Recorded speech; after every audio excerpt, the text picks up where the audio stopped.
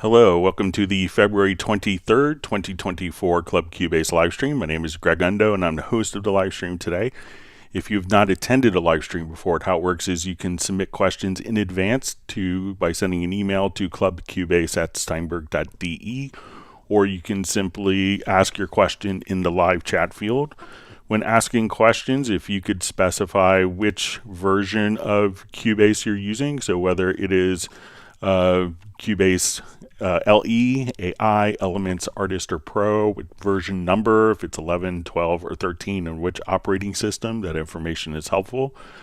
If you don't see an immediate response to your question, we'll go through all the questions chronologically. So if you don't see an immediate response, if we could avoid asking the same question, repeating questions, that would be appreciated. This kind of slows down the whole process, and we'll get through all the questions chronologically. At times I may be 30 to 40 minutes behind, depending how many questions we have. So, and also, we should, several hours after the live stream ends, I'll take a dinner break, and then I'll go back and create the index for the live streams.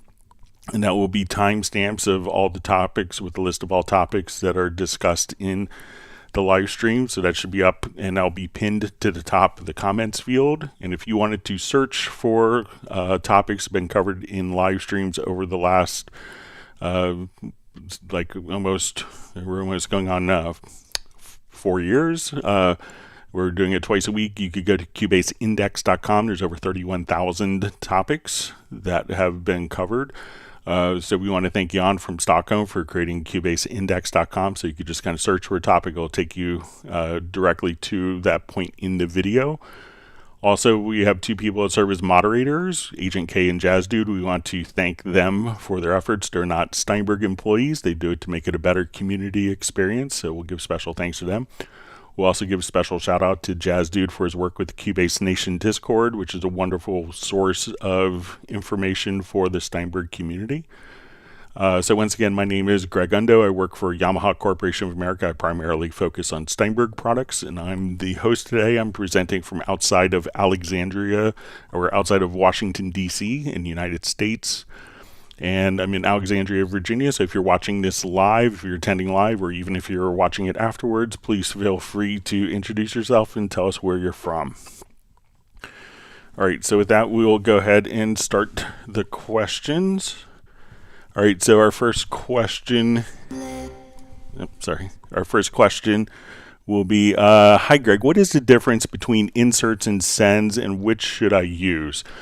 So the difference is when we have an effect as an insert, we could think of this as only being on the particular channel.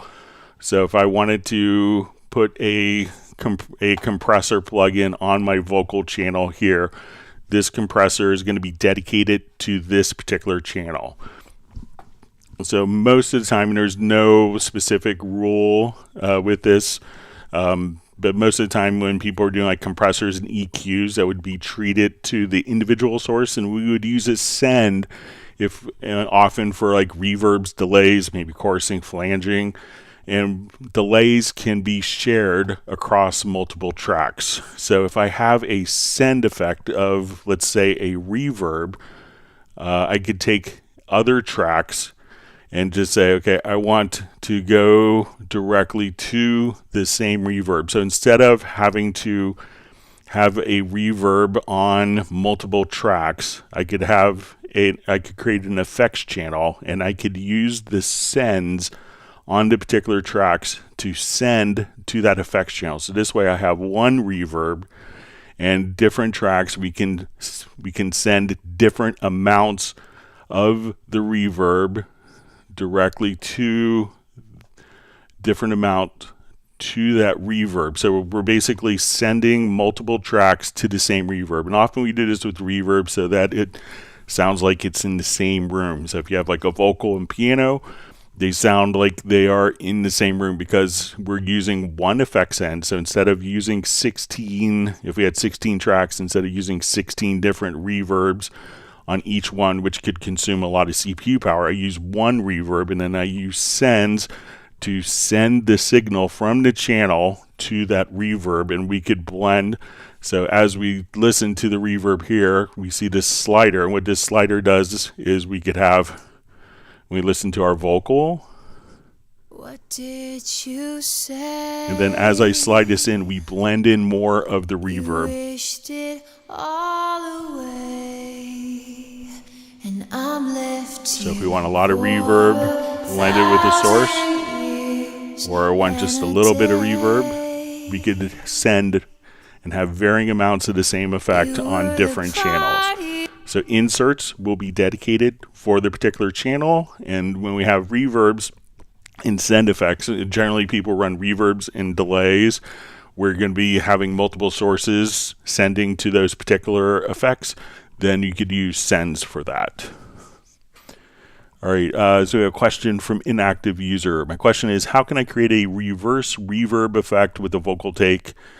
So there's two questions. We'll take that one first. Okay, so let's say I have a reverb on this particular track here. You wished it all away. Now the reverb I'm using here is reverence.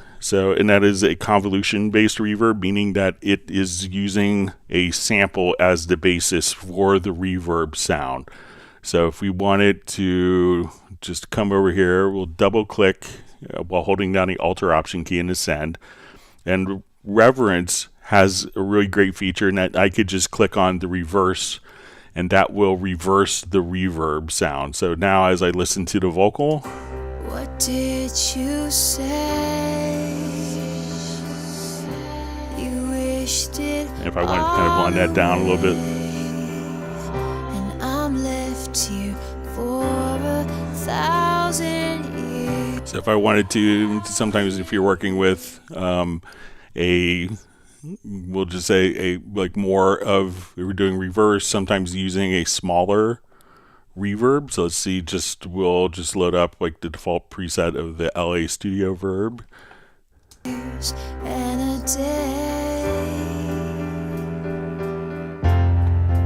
you were the party, the big event.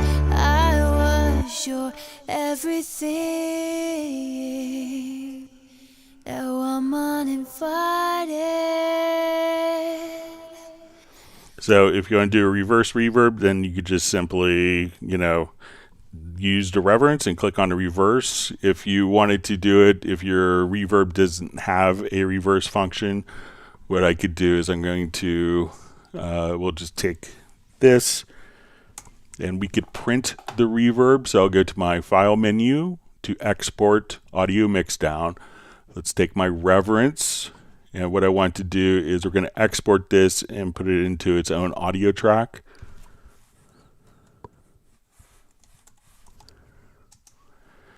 So we'll export the audio. All right, and we go to the bottom. This is our reverb track. And I'm left here for 1,000 years. So if you wanted to now come over here, and at this point we go to your audio, to processes, and if you wanted to reverse, we could just come over here, reverse.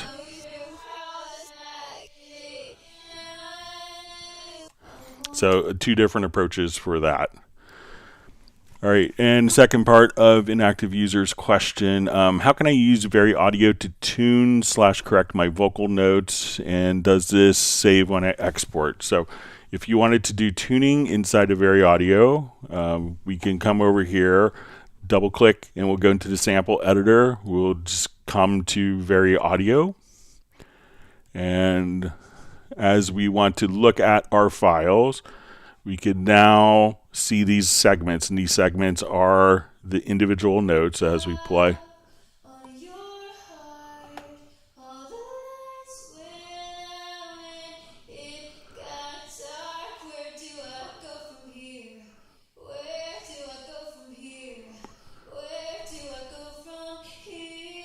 So let's say at this point, if we, and this may be kind of tuned up. Let me just find something that's not so tuned already.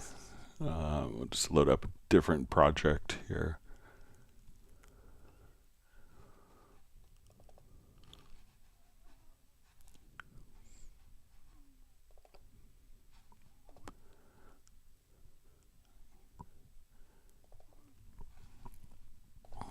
All right, so now when, let's say if we're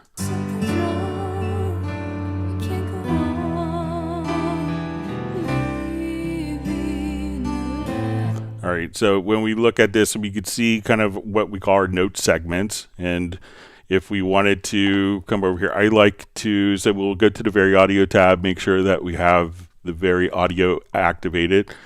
For smart controls, there's a default. I always like to use show all controls.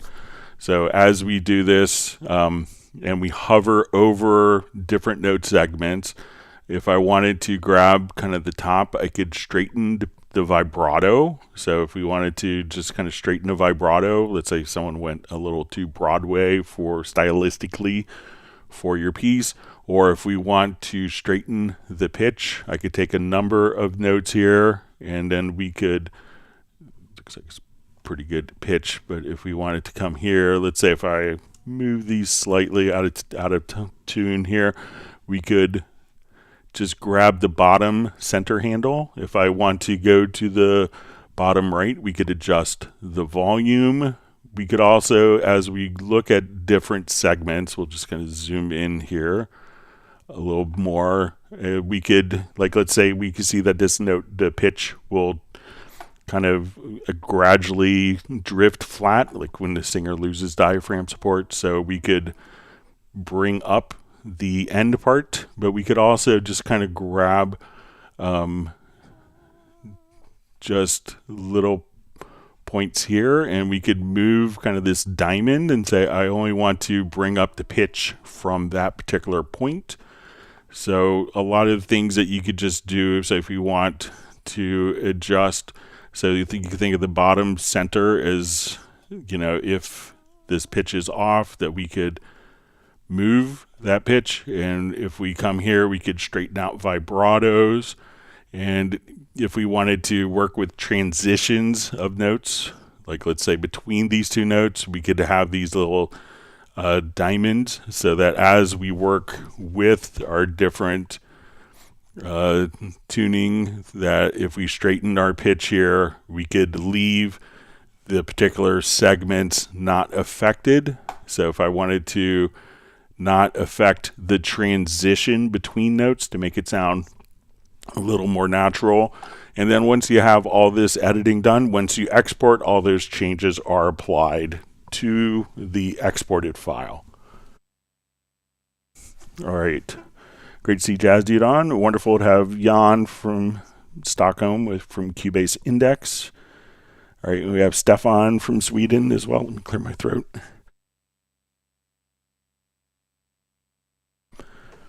All right. And we have Benny from Sweden. All right. Great to see Agent K on.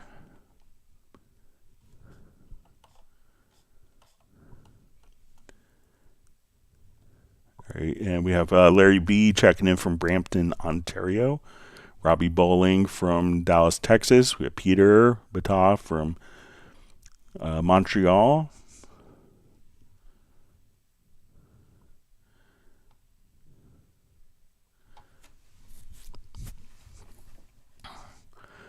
All right, Mike Weiser asks, question, can you load and save plugins by default in offline processing and have it ready when you select an audio event? So let's take a look. So let's go to our offline processing. So we'll go to our direct offline processing. So I think I have a chain of plugins here that we had saved. And if we want to have this for a particular preset, so let's say, I'll go ahead and we'll delete this, and I will go to my media bay, and let's come over here to presets. We'll just load up a quick track, create an audio track, just an empty audio track here, and I want to do an audio preset. All right, so I have these effects as my, let's do something with a couple more effects here. Okay, so let's say we have these particular effects. So what I could do is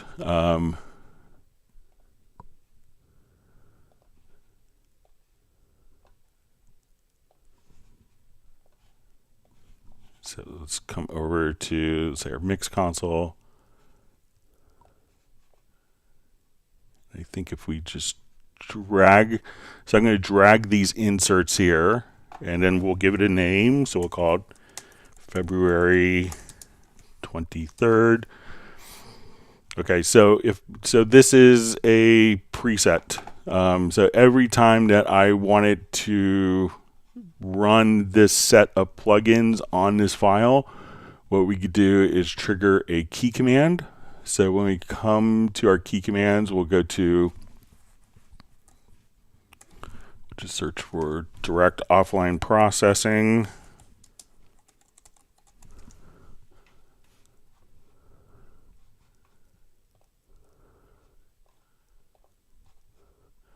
And here we could just, once we store this as a favorite, we could just trigger that particular favorite with a keyboard shortcut.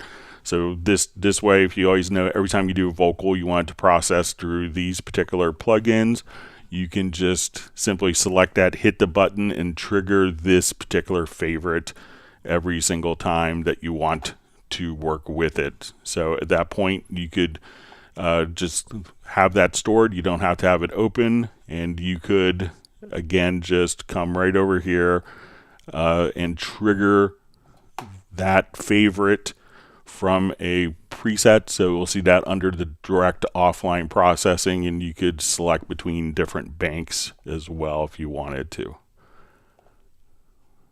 So yeah, you could have that kind of by default, and that will stick between projects. All right, wonderful to see Razel from Denmark.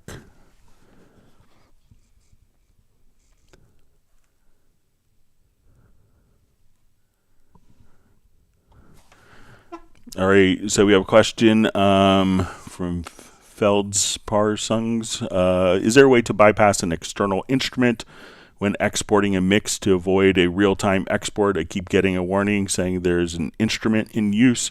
So, all you have to do is when you go to, just if you have the external instrument, it has to, by logic, to export in real time because it has to send the MIDI out to it and capture it. All you would have to do is, I think, let's go and give it a try. Here, I'll just do a new project. And I think if you just maybe disable external instruments or get rid of the external instrument track, so I'll just add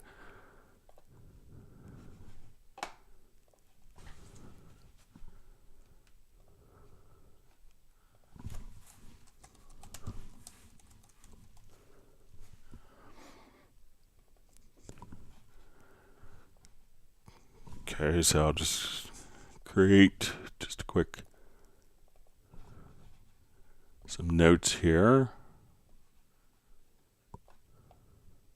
All right, we'll duplicate that a couple times. All right, and let's say I want to incorporate an external instrument. So, if you don't have the external if it's not being used in the project, then I don't think it'll be triggered, but let's go ahead and say we have our external instrument here.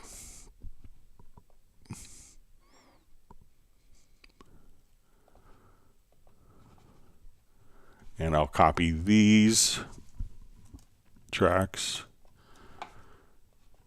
Okay, and let's export. So do our audio mix down here.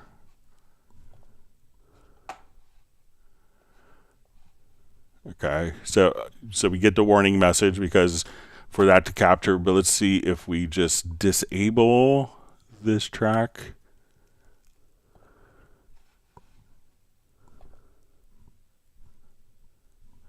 So if you're stored in your particular project, so if you store it in the project but maybe don't have any sources, any MIDI data going to it, if you don't want to remove it like it's part of a template, just right click and choose to disable the tracks, and that way it won't require a real-time export because that external instrument is disabled from the track.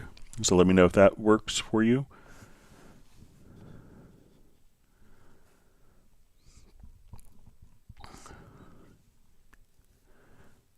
All right, so we have a question from Mihai Onila from Romania. Thanks for joining us. It says, how can I make backing vocals choir from only one voice in Cubase? All right, so let's take a look. If you want it to be where it sounds very similar, like if it's going to be like you want it to sound like multiple voices singing the same notes, there's a plugin for that. So I'll just revert.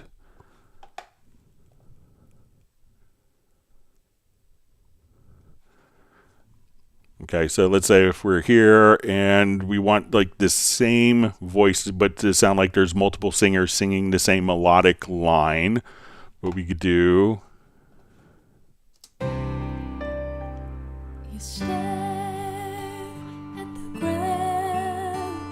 So I'll come over here and I think it's going to be under modulation. There's a plugin called Cloner. So let's say we want this to sound like 4 voices.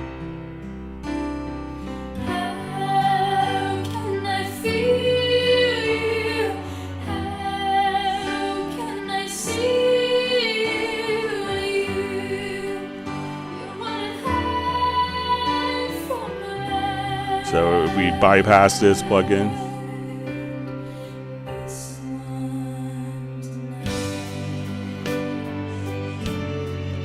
so we'll just listen to so bypassed now with it on.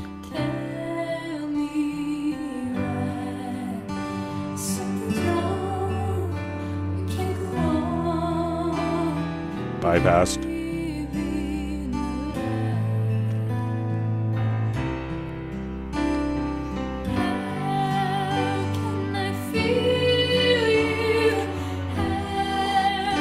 So what this is doing is subtle like delays and pitch shifting and spreading it out.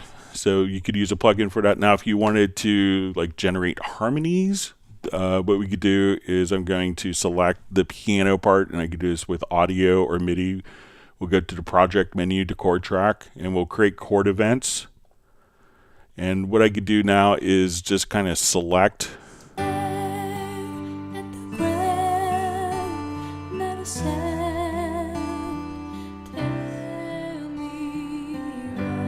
So if I want to take that single voice, I could select, I'm just going to use the range tool, and I will go to my audio menu and we'll say generate harmony voices. So let's go for 4 voices here. I will now just going to bring these down in volume a bit and we'll listen to it. So now that we've figured out what the chords were from the piano or from an audio, like an accompaniment audio file,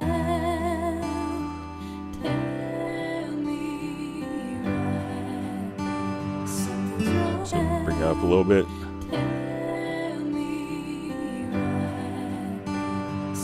So that way from a single voice we could create harmonies. So if you wanted to make the single voice sound like there's more people singing it, you could do that with the Cloner plugin. Or if you want it to actually generate musically correct harmonies, you could just kind of select the part that you want, go to your audio menu to generate harmony voices. So once you have that, so let me know if that's helpful for you, and welcome to the live stream. Always wonderful to see John Costigan from Kenosha, Wisconsin. Thanks for joining us. All right, we have Michael Phillips says, from Detroit, Michigan. I'm completely new to Cubase, coming from FL Studio. Well, welcome to the live stream and welcome to the Steinberg family. and let us know if there's any questions that you have and to help you with your transition. And we're happy to have you here.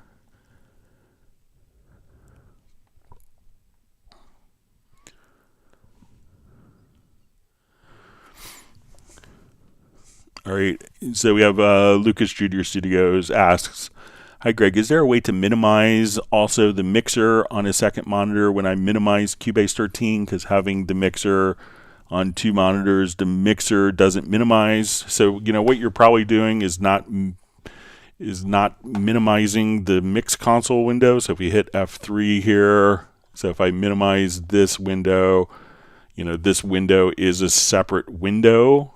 So I think if we want it to, so let's say we have our mix console here. Let me go to my Windows menu. We have our project open.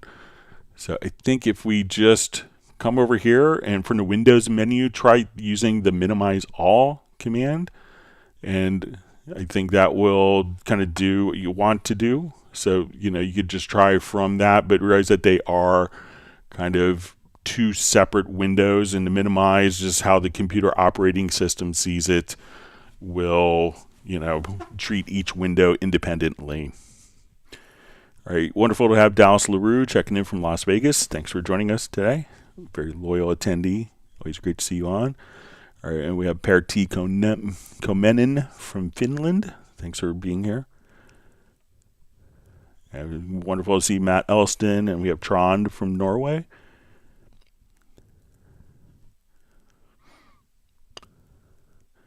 All right, and we have Buchan from Switzerland. Thanks for being on.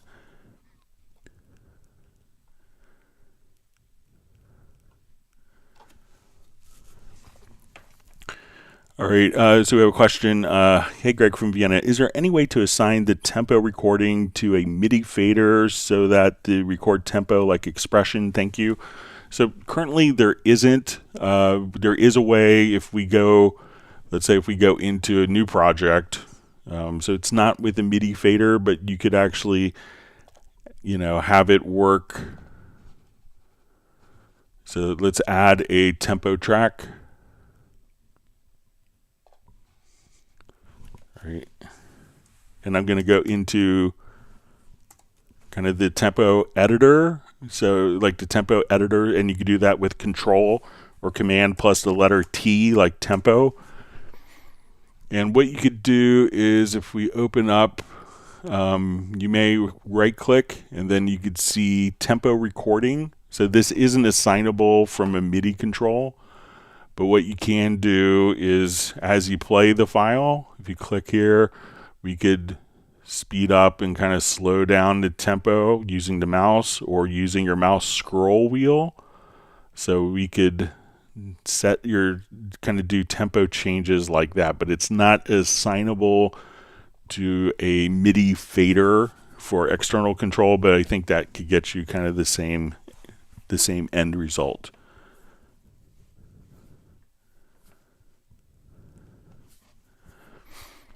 All right, so we see Ecstasy Tunes. Hi, Greg. When is the next Absolute sales, please? I guess the sales promotion on the Absolute collection. So I think there's one just a couple months ago.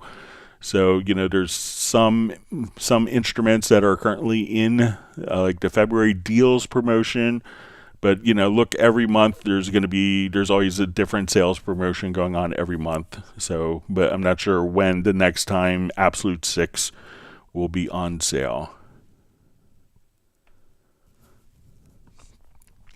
All right, wonderful to see Lawrence Koch from Barn Door Recording in Rhode Island. It says, Greg, how do I duplicate a track without the audio just to settings plugins? All right, so I think that there is a macro that is included that does this.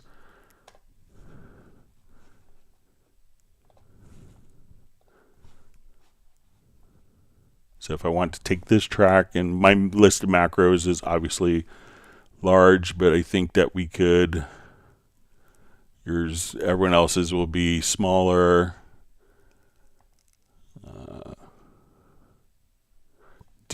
And there's a macro called duplicated selected tracks without data. So I have this track selected. So we'll come over here to macros. And again, my macro list is very large. So we'll just click on duplicate selected tracks without data. And now that we do that, we could have all the channel settings, all the sends, as well as our inserts, channel strip if used, but without the media. So come to edit menu, macros, duplicate selected tracks without data. Let me know how that works out for you, Lawrence, and wonderful to have you on as well. Great to see Michael Teams from Weatherford, Texas.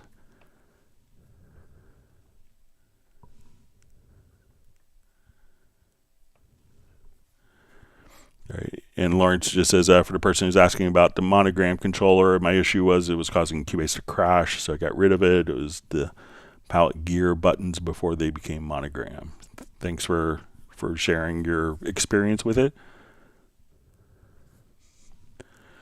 All right, Trond asks, hi Greg, the default pitch bend range seems to be 2 semitones. How can I increase the default pitch bend range on the Nectar Panorama P6 or in Cubase 10 Pro? So generally the value for pitch bend is going to be set in the instrument itself and not in Cubase or not on your controller. So if we open up, let's say Retrolog,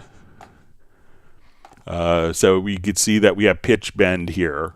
So each instrument will have different pitch bend settings, so that as I move up my pitch bend wheel, I could see that I could go up 3 semitones up and 3 semitones down. If I go to an instrument like Howley & Sonic, we'll just go to open up a new instance of Howley & Sonic. And when we come here,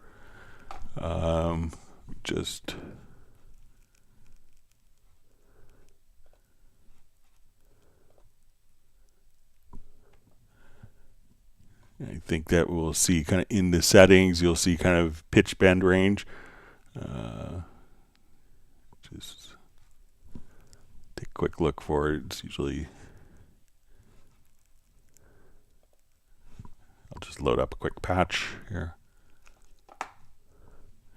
So, but it's up to the actual instrument, how the instrument reacts to pitch bend. So it's not set from the Nectar, or it's not set from from the controller or from within Cubase, but it's how the instrument responds to the incoming pitch bend messages. So set that in your instrument as opposed to the controller or within Cubase.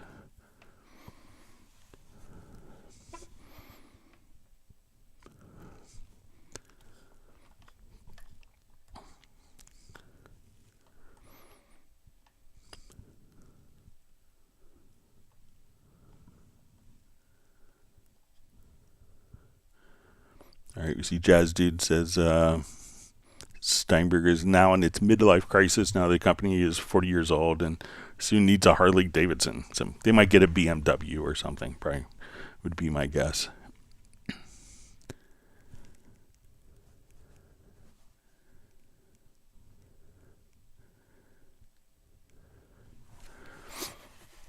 All right, we see question from Neo Dungle Experience asks, hi Greg, how do I know if my audio track has phase issues and how do I fix it? Thanks.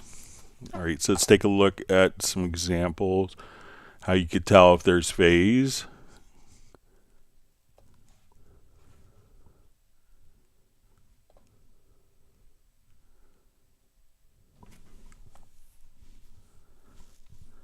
So generally you'll often hear phase in relationship to 2 tracks, like often, if you use like 2 microphones on a guitar, 2 microphones on overheads for cymbals, drums a lot of times. So I'm going to go to my project and let's just take a look at this so we can see, okay, let's get to, I'm just going to split this stereo recording to 2 monos for demonstration purposes here. All right, so when we listen to it, let's say these guitar parts here.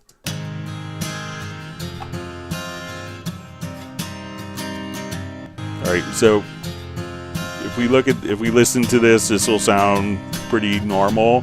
And I'm going to invert the phase or the polarity on this track here. And we can hear that it's kind of canceled out. And if we wanted to look at that visually, so just kind of going back and forth.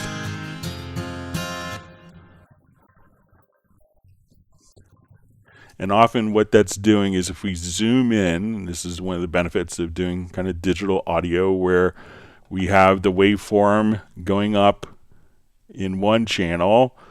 If it's going down in the opposite direction in the other channel, that would indicate that it's out of phase. So oftentimes you can kind of just listen for it. So I could invert the polarity or phase there. If we go to our pre-section, we could also kind of adjust the phase on the track, the polarity here. Now, if we wanted to see this visually, there's a great plugin in Cubase called Supervision. So I'm just going to load this into my master bus, and it's under Analyzer. So let's load up, and there's a number of different phase meter types. So we'll come over here to under phase. So one is a phase scope.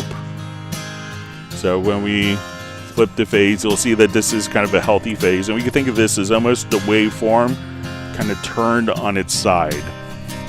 So if I flip the phase, look at the meter here. And you can see it goes way more horizontal. That's indicating that there's phase problems. Now if I want to add some additional meters, say let's come here and start looking at level. One of the ones that I really like is the multi-correlation, because when we do this, we could actually see which particular frequencies are presenting phase problems. When we see a lot of red here, that would indicate that there's phase issues going on. So most of those frequencies are canceling out. Only the frequencies in blue are in phase. So if we wanted to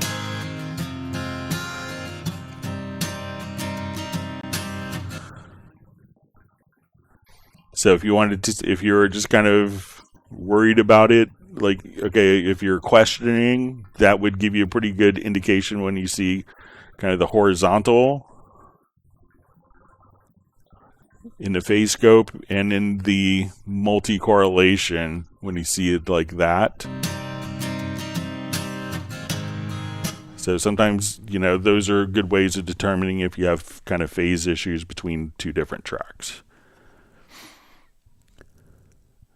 All right, so we see from inactive user says, thank you, Greg, that was very helpful, so you're welcome.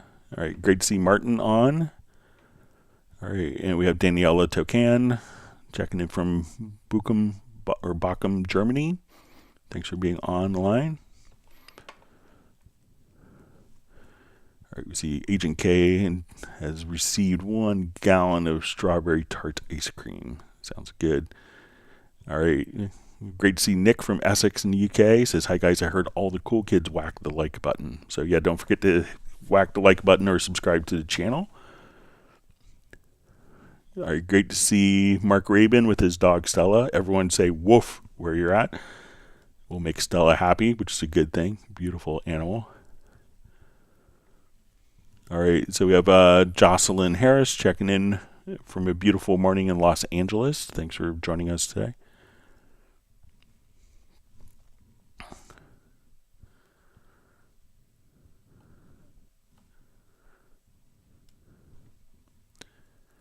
All right, Michael Teams wants people to whack the like button so I could be gainfully employed. So I like being employed too. So Alexander Pavlovic asks, hello, is it possible to find recent tutorials related to areas in electronic music? So, there's lots of, I think there's over 1,000 tutorials on the Cubase YouTube channel. There's lots of other people doing tutorials as well. I think, a great place to look for resources is the Cubase Nation Discord. There's a wonderful kind of compendium or collection of different tutorials. I would look there first. And just because if it's not labeled as being for kind of electronic music, don't worry about that. Something that could be used for a rock music production or a composer could be very applicable for electronic music as well.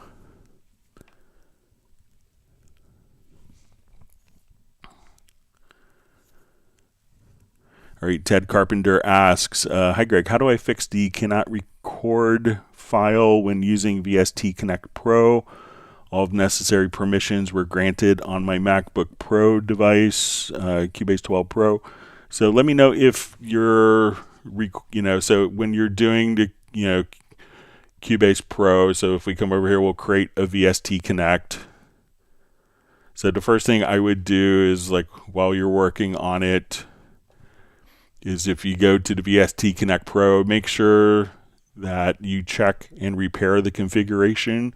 Also, if you make sure that you're logged in with the other user. So let me know if it's a problem, if you're recording someone like on your local network, like within your studio facility, or if you're recording someone remotely, if they have problems getting connected. If you give a little more information, that would be helpful, and just make sure that we have the connection established with the person that you're recording, but that would be helpful. All right, we see Michael Teams has granted my family and myself 1 gallon of cookies and cream ice cream, and says thanks for all you do. We appreciate all the ice cream donations from Michael Teams throughout the world. All right, so we see a little more information. It says Ted Carpenter says the error occurred whenever I record enabled the performer track. So let me know if the performer, if you had communications with them when you were sending, if if they were hearing your audio fine, and if you were hearing their audio fine. And also, like, as we do that, so we probably have a performer record track, and make sure that for the routing that you have the VST Connect as the input. So if you could do that, and if you want to send a screenshot to me, you could email it to me at clubcubase@steinberg.de. I'd be happy to take a look at it. John Costigan says he forgot to hit the like button, so.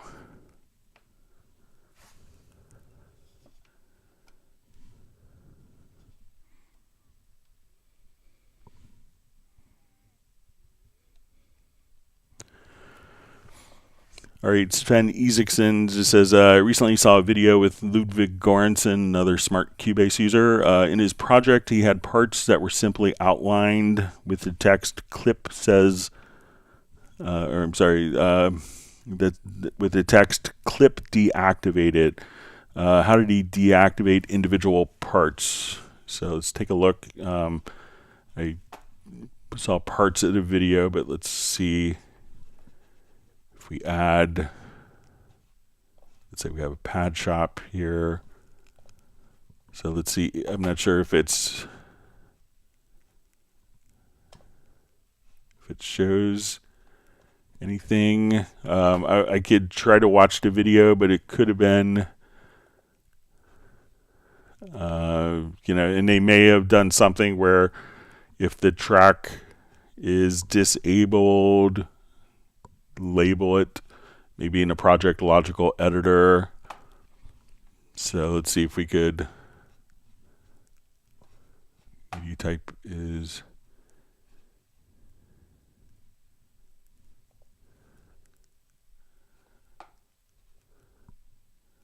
let's say our container type is equal to event.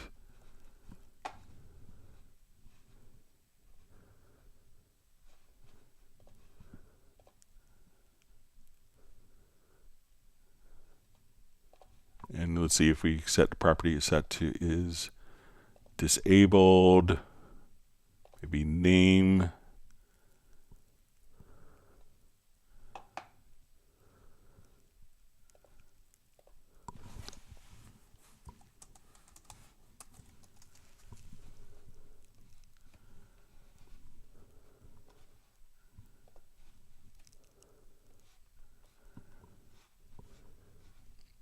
Let me just see. So it might have been something kind of like this.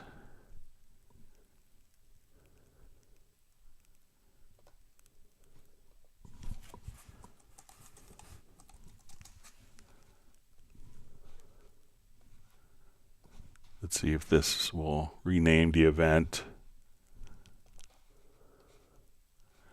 Yeah, but generally the tracks are disabled and not parts, but I'll take a look at it, at the video. I think, let me know if it was the video that was done by Variety magazine, and if I can't figure out, I'll just reach out to his team and see if I get the answer that way.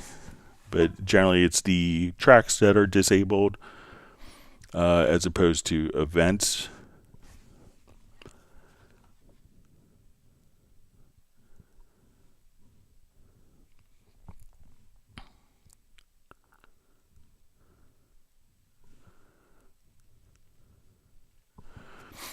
All right.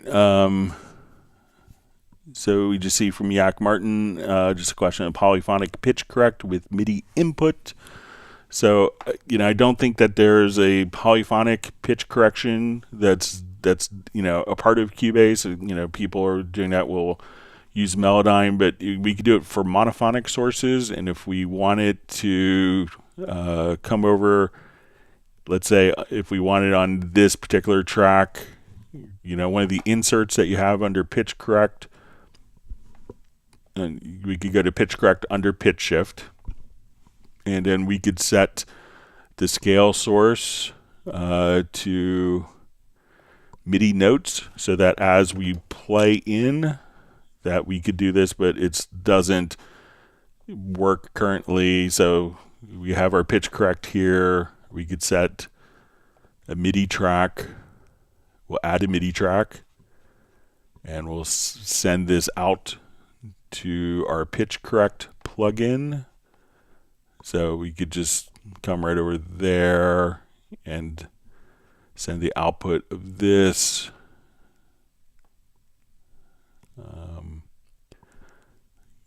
directly to kind of the pitch correct plugin. So you could do MIDI, but it's not polyphonic. Obviously we know that there's people that want that, but making it work in real time could be a little tricky still at this point. But I'm sure there's a lot of smart people working on development for that.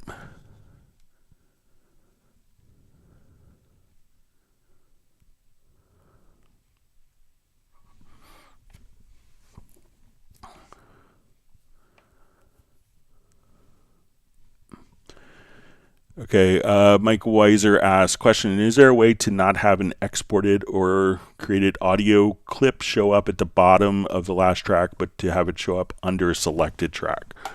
So if we wanted to do something like that, so when we do the export and we place it into the project, it's going to add it at the bottom.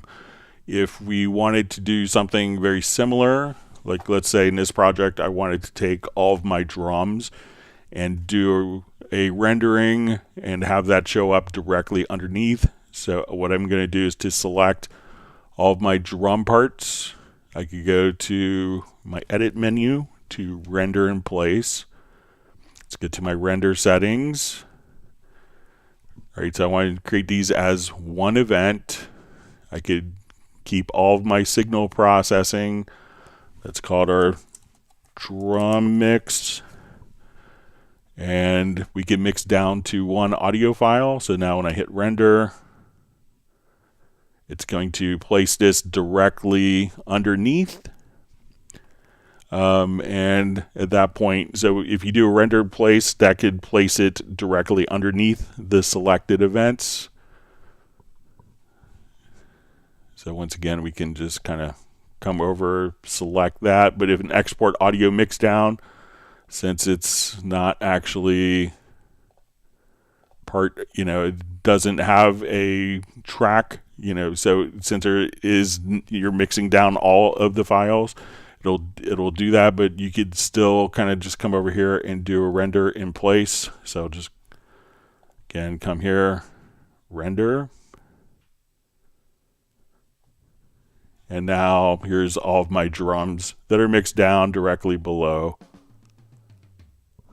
the actual file. So export audio, since it doesn't necessarily, know where in context it is, we'll place it at the bottom, but render in place, we'll place it below the last selected event that's included in the render. And you can still have access to all of your effects processing, different options.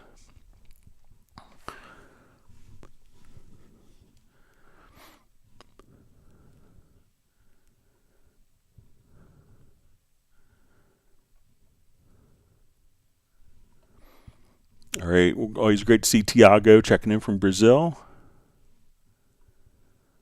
All right, Yak Martin wants to hear my tempo changes. All right. All right, we have Steve Green, great to see you on. Says it's Cubase Elements 10.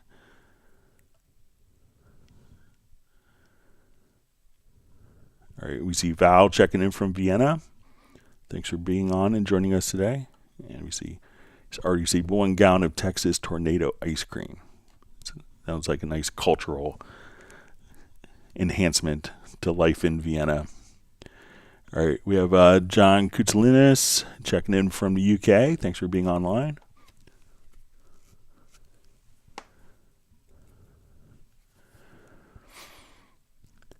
All right, Rob from Tarpon Springs, Florida. Why do I have a small hourglass showing up next to my cursor when I'm editing? So the cursor can have multiple modes.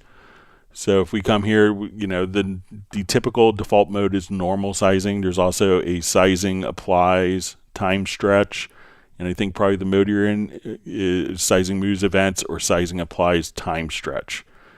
So you're probably just in sizing applies time stretch. So if you just hit the 1 key, you can toggle right above the Q key on an American keyboard or most keyboards. You could cycle between the 3 modes. And what that's going to allow you to do is, let's say if I have this file over here and I do, just take this out of shuffle mode, sorry.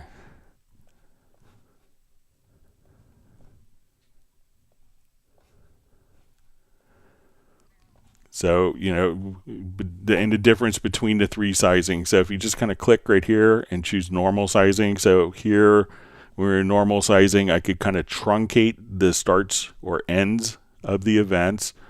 If I wanted to go into the sizing moves contents, now as I move, if I'm moving the end handle, the bottom handle, as we slide over, the audio will just kind of slip over, or if I want the file to end there, but I want the beginning of the file to start here. And the mode that you're probably in is sizing applies time stretch, where you say I need, I recorded this too slow, I need it to be that fast, and it time compresses the file right there. So just solve it, click on the tool, and just put it to normal sizing.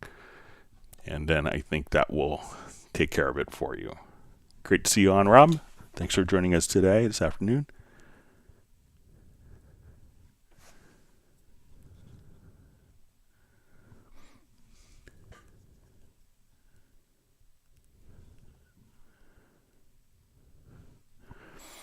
All right, Pavan KR says, hello, sir. I purchased Cubase 13 Pro recently. So where do I start now? So, the first advice I would say is hit record. So, you want to make sure that you have your audio interface configured. So we would go to your studio menu to studio setup. Probably when you started, you may have gotten a little prompt say, hey, what do you want to use as your audio interface? So make sure that your audio interface that you have is connected there. So, and then once you have that, we need to define which inputs and outputs are being used by the audio interface. So if you hit F4, you can see all of and you'll probably see by default like a stereo input, So usually by default, you may see just a stereo in one. So, and then when you go to add, and with that, so you have the stereo in one, you can have your outputs connected. You can get into the control room a little bit later, add an audio track, give the track a name, make sure that when you go to the routing that it's the right input, and just hit record. And if you're working with virtual instruments, right click and you want to add track, add an instrument track. So I now want to come over here and load up Retrolog, click into names. So now I have the sound, I'm happy with the sound. Come over, hit record, play some MIDI notes.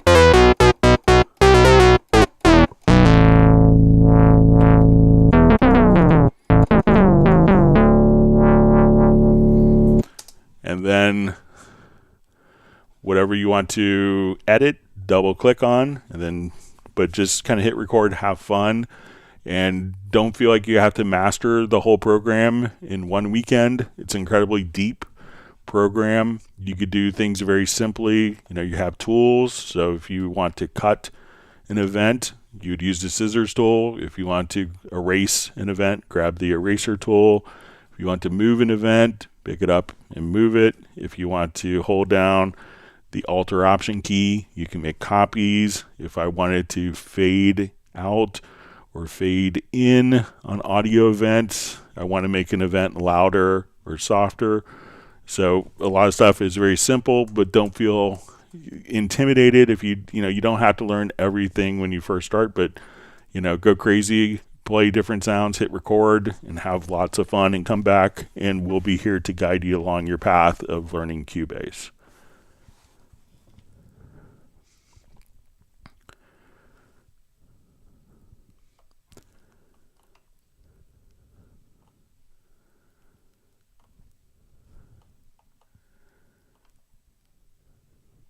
All right, sorry, just my chat field jumped.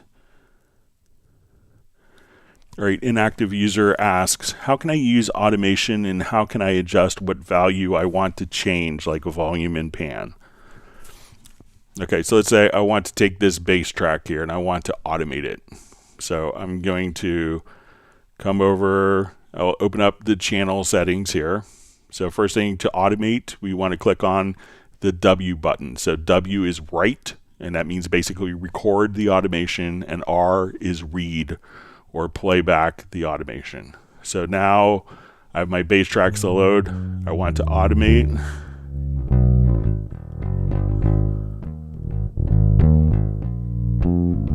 All right, so now I rewind.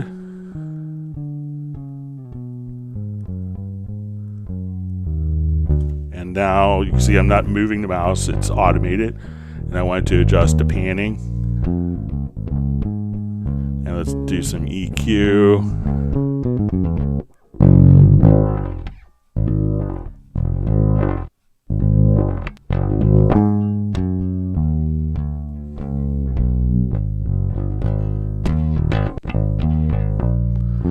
So now everything that I just did, again, will play back, and I could now adjust the volume while we're doing panning.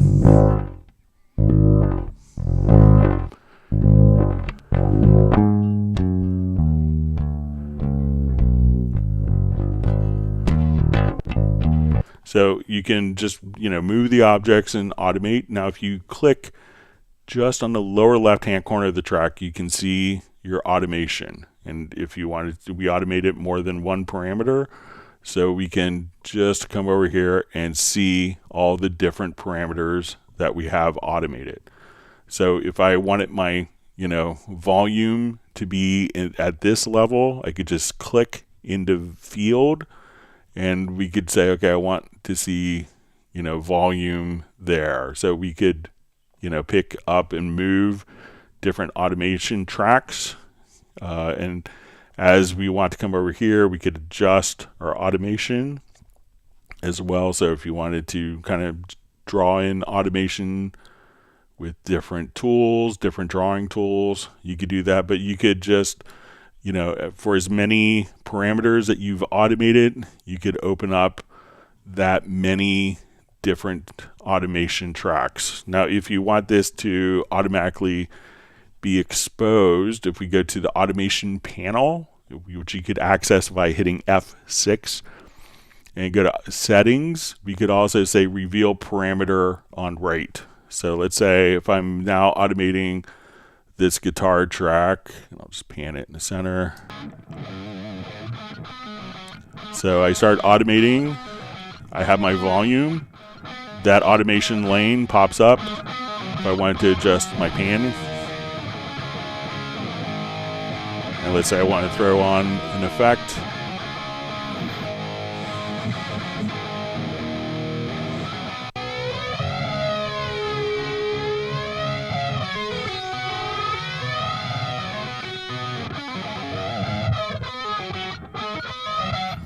So now for every parameter that I've moved, the automation lines immediately show up. So you could see what the parameter is in the lane, and that will allow you to edit, 5 or 6 different automation parameters for the selected device instead of just being limited to seeing one at a time. So let me know if that's helpful for you.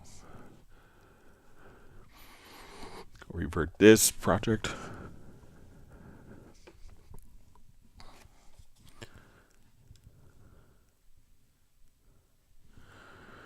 All right, so we see Rick Ballantyne, wonderful composer from Charlotte, North Carolina. Thanks for being on.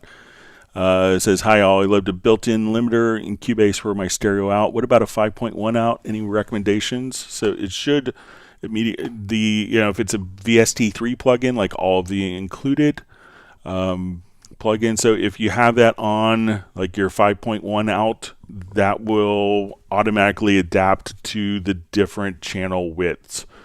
So if we want to put that, let me just add a 5.1 output here. So I'll go to my audio connections. Let's get to our output. And I'll just add, let's say, a 5.1.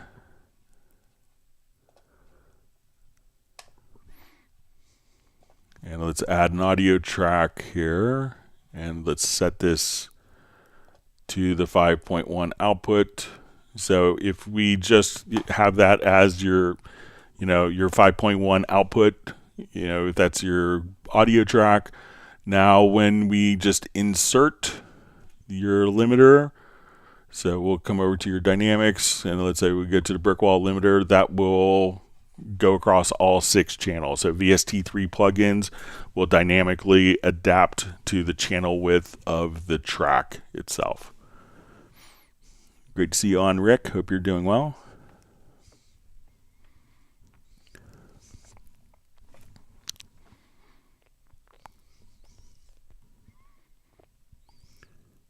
We see Michael Teens granted Rick 1 gallon of Texas pecan ice cream, or pecan, depending where you are in America. All right, so we have Arif B checking in from Netherlands. Thanks for joining us. Welcome to the live stream.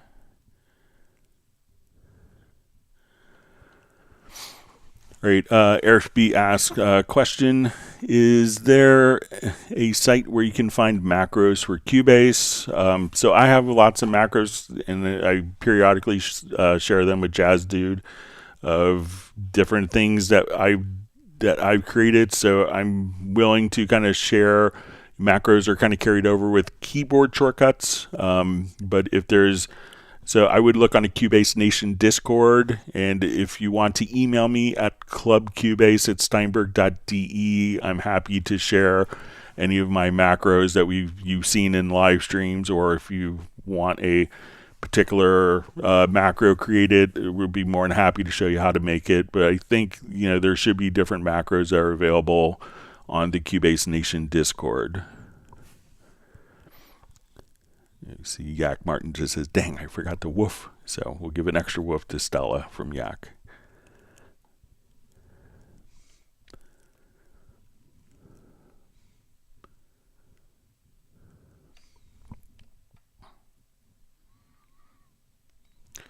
All right, so we have Sylvain checking in from Montreal. Thanks for joining us today.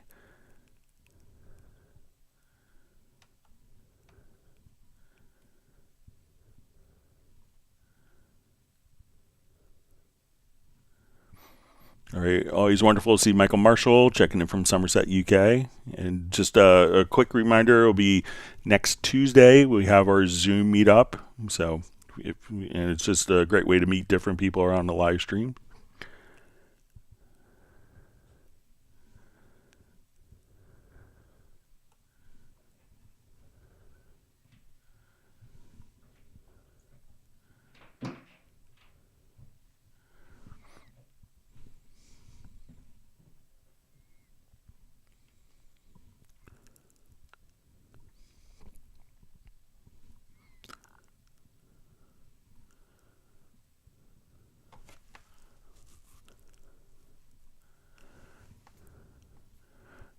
So you see Yak Martin says, Greg, I meant to have a harmonizer function via pitch correct.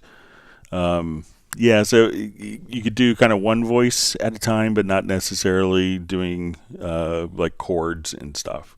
But you could probably utilize, check out if you wanted to, check out the new vocoder plugin that came in Cubase 13. So if you wanted to come over,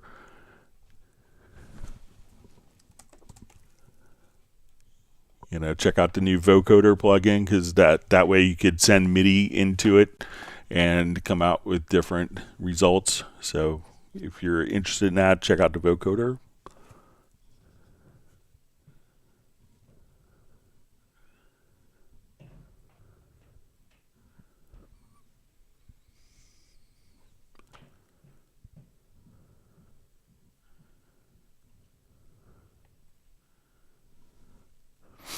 All right, so we see a question. Hi, if you're not using the snap to grid function, is there a way to perfectly connect to audio events? All right, so let me just jump to different project here. I think I have. So you don't necessarily have to have it on like the snap to grid. We find.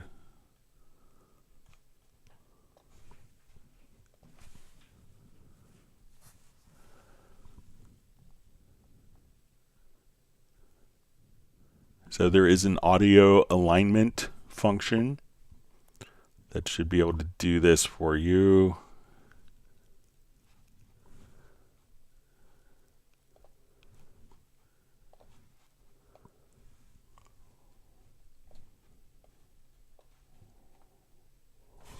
All right, so let's say we have kind of two guitar parts. Let's see if these are.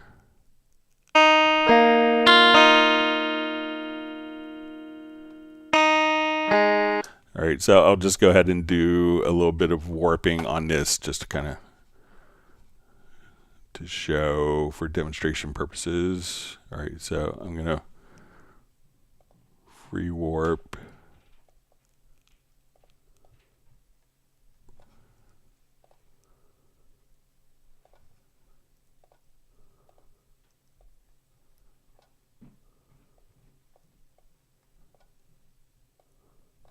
All right, so let's listen to these now, and I'll render this. All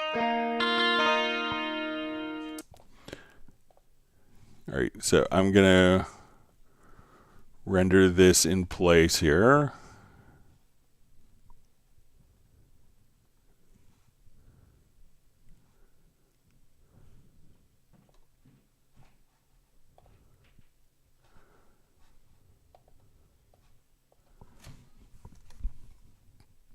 Okay, so I want to use this, and we'll see this little icon up here. And I click this as a source track, and let's take this as our target and align the audio. In the end. Sorry, let me just.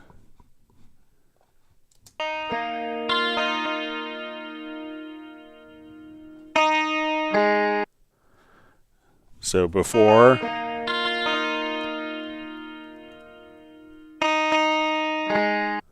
So we listen to.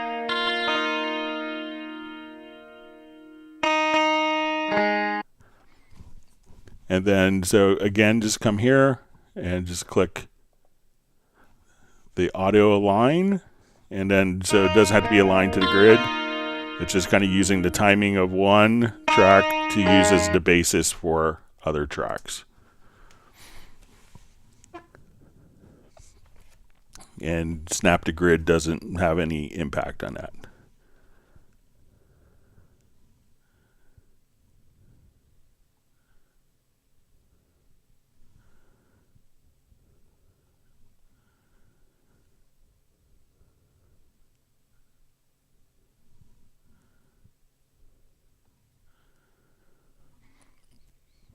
Yeah, I see a comment from Sven Isaacson about the Ludwig Göransson video. Says tracks was not disabled, the deactivated clips was scattered about. So yeah, let me know if you want to email me a link to the video. I'll take a look at it, and if I can't figure it out, I'll reach out to his team.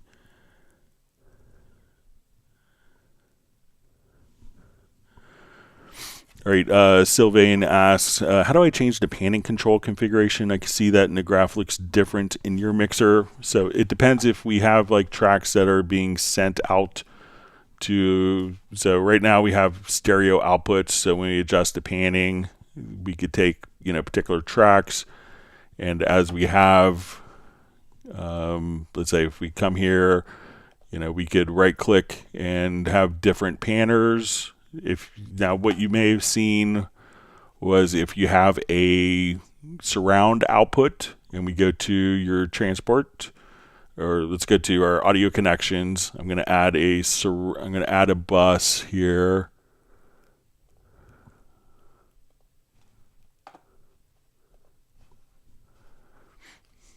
And now that I have a 5.1 output, my panners visually change. So it could have been a project where I had a 5.1 or an like a multi-channel output. So again, just when you go to your audio connections and I get rid of my surround output. So at this point, we could just say remove bus, the panners will visually change. So that's kind of showing you a stereo track in a 5.1 panning environment. So that's why it may look a little different.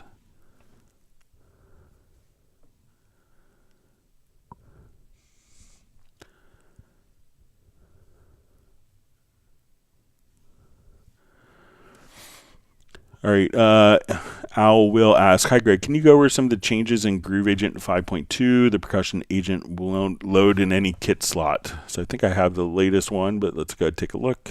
I'll do the full Groove Agent. So, the percussion agent only works in the full Groove Agent, not Groove Agent SE. But when you say kit slot, so I assume that you're running the full Groove Agent. And let me just make sure if I've updated. I'm still on the old one.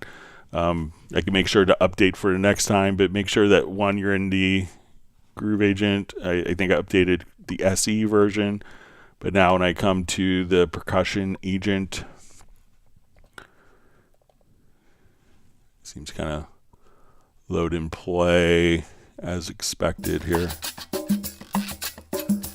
But I'll have the 5.2 updated version of Groove Agent. Sorry, I think my SE version got updated, but not the full Groove Agent. But I'll check it on Tuesday, and I'll download it right after the live stream.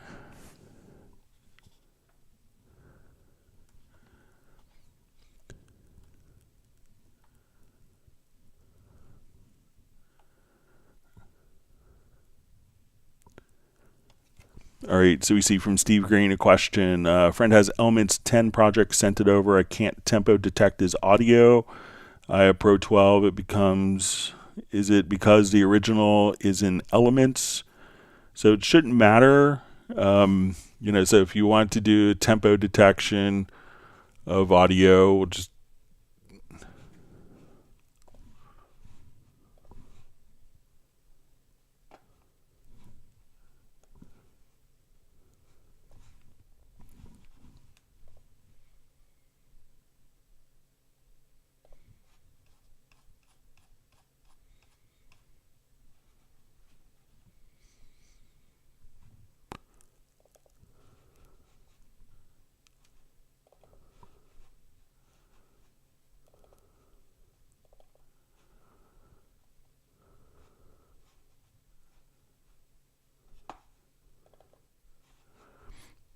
All right, so as soon as I come here to, so, it doesn't matter where the file has come from. So let's say, if we have something like this, where there's no correlation with the click, just turn off.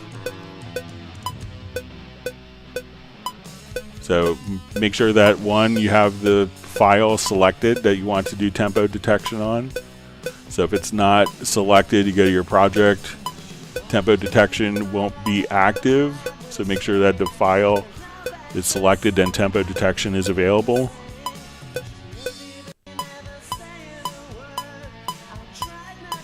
And that's all I had to do with that.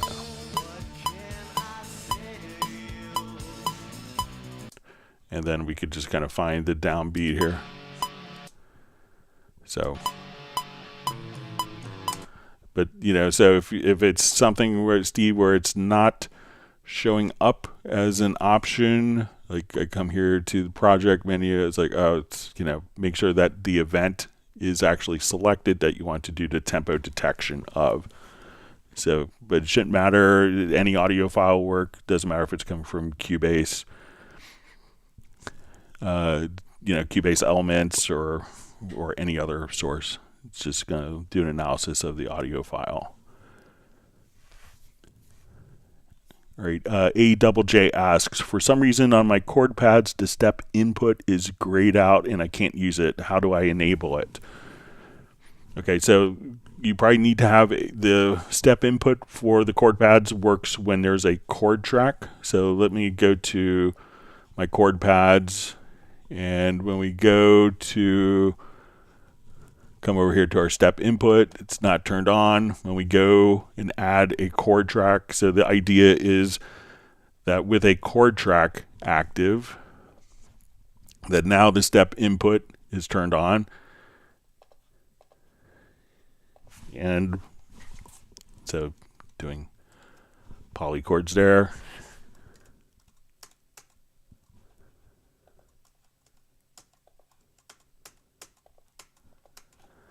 So now we can come over and do step input just based on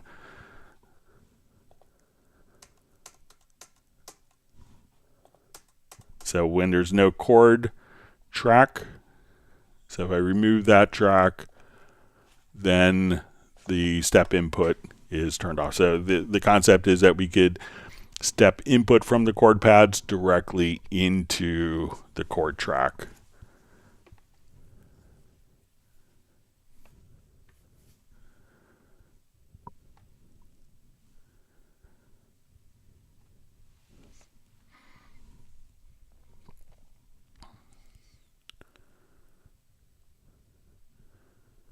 All right, reading through comments here.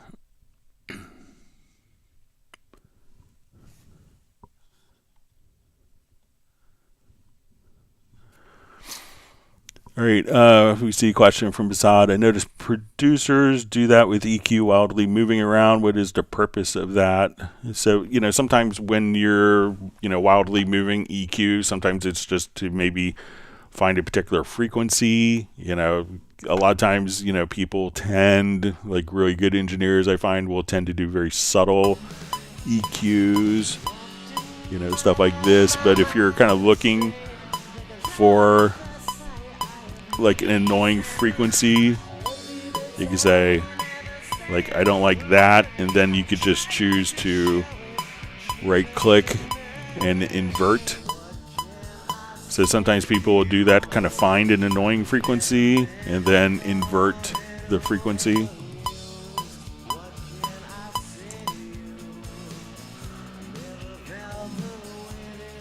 So, I probably wouldn't go so crazy with like during a mix session, but just for kind of demonstration purposes. So let me know if that's what you're talking about.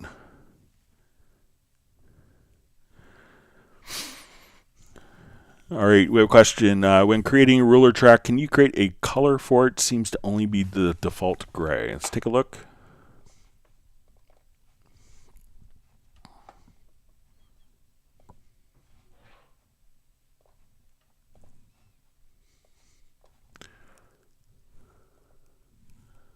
So I think the track itself can be colored, but maybe, let's see, maybe not the event, not the ruler track itself, which might be kind of by design, so that, let's see, we could do some subtle colors with it. So we see when I switched,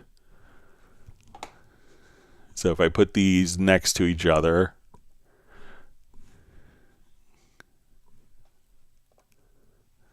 so let's say if I want this to be very bright, this particular channel, I want that to be kind of a bright yellow.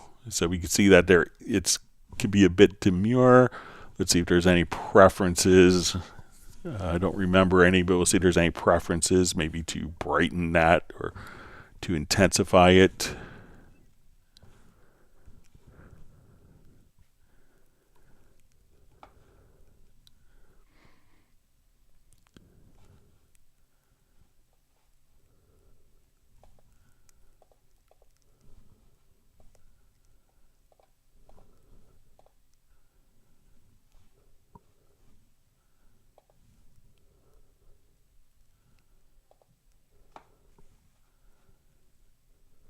Let's see if we adjust a color strength here. That didn't seem to do much with it. So there are some, looks like there are some subtle changes depending on the colors, but I don't see a way to change or adjust that, but it is kind of subtle color changes there.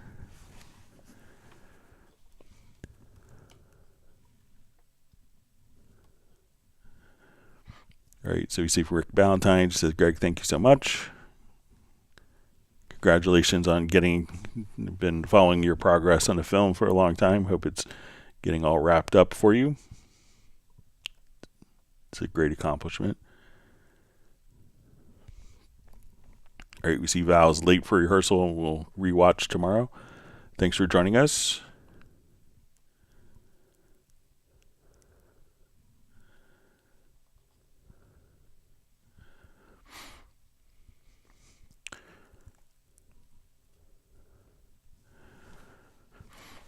All right, so we see from Michelle, how do I chop samples and find the right tempo in Cubase? All right, so let's just come over here. All right, so we don't necessarily, if you want to find the tempo, so like, you know, what we just showed just like a minute ago, so let's say, and our tempo is not aligned to it. So there's kind of two scenarios. One is where you want the tempo, the computer's tempo, to follow the performance so that you keep the natural feel of the performance. And another scenario is when you want the performance to follow the computer's timing. Now, if the tempo is varying, what we could do is, as we do this, I'm going to go to my project menu to tempo detection. And now we've figured out kind of what the tempo is. So we did a tempo detection of it.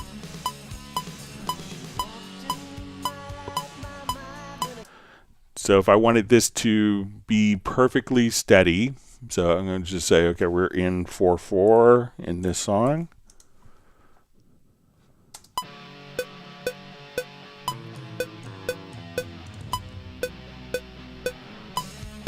So we can say roughly we're at like 112.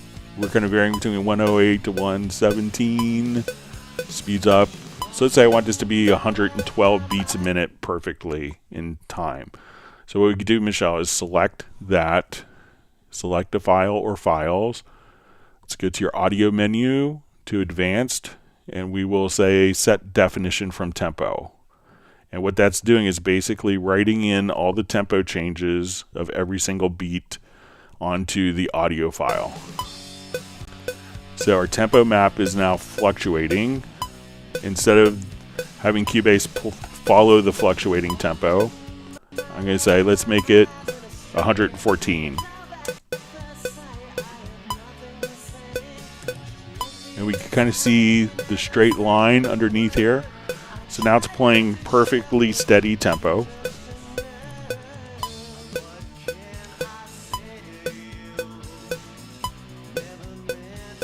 And now if I turn the tempo track on, now say I want it to be 132.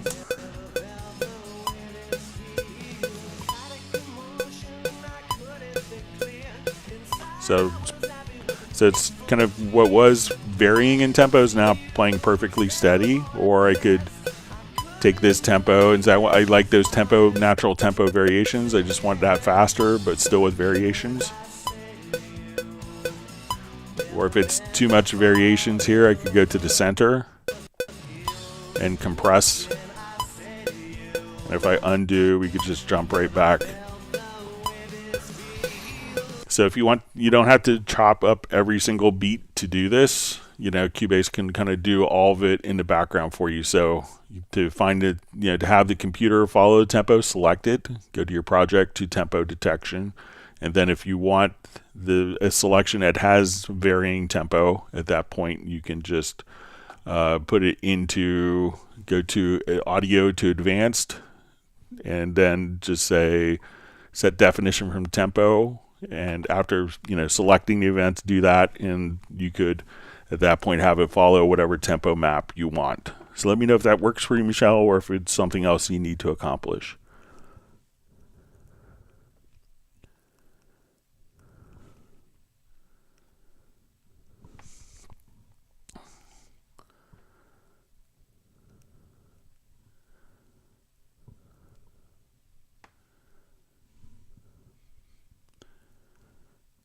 All right, reading through different comments here. Sorry, my chat field just jumped.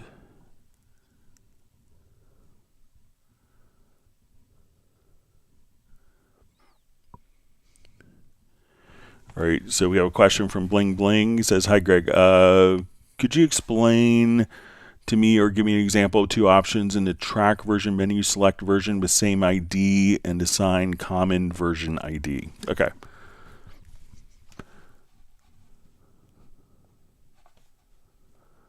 All right, so let me just come over here. Okay, I'll remove these tracks. All right.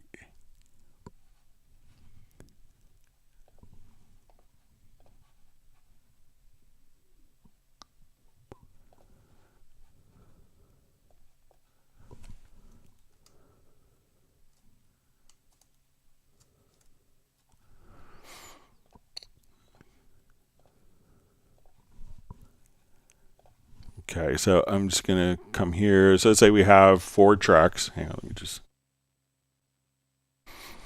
All right, so let's talk about, you know, this function is part of the track versions. Okay, so I want to do just a quick 2-measure recording. So I'm going to come over here, and as we hit record, and I'll just have it punch out at the...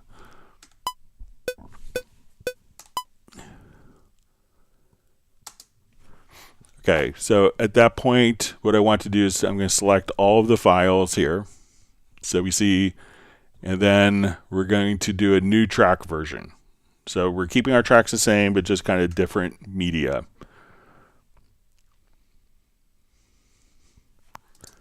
Okay, so we see that we just did 2, so we see version 2 added. So I'm going to do another new track version. So again, we kind of keep the settings all the same, but we just do track versions. We see that this will be version 3, and we'll come over here and we'll do a 4th track version.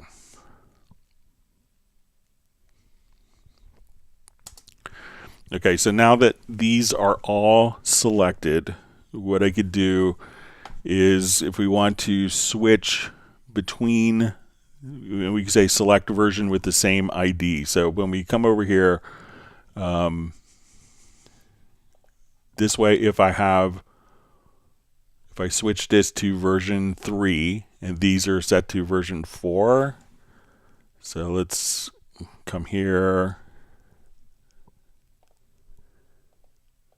And we could select tracks with the same, I'm going to come here and select tracks with the same version ID. Okay, I think this.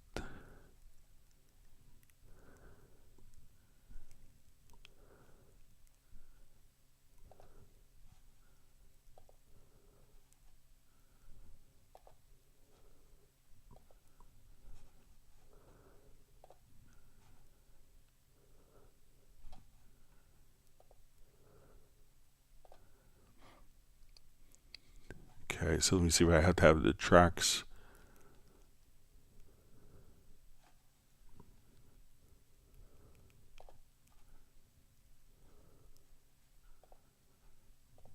All right, so right now we're in audio. I'll just come here. Let's put this. All right, so this is in 3.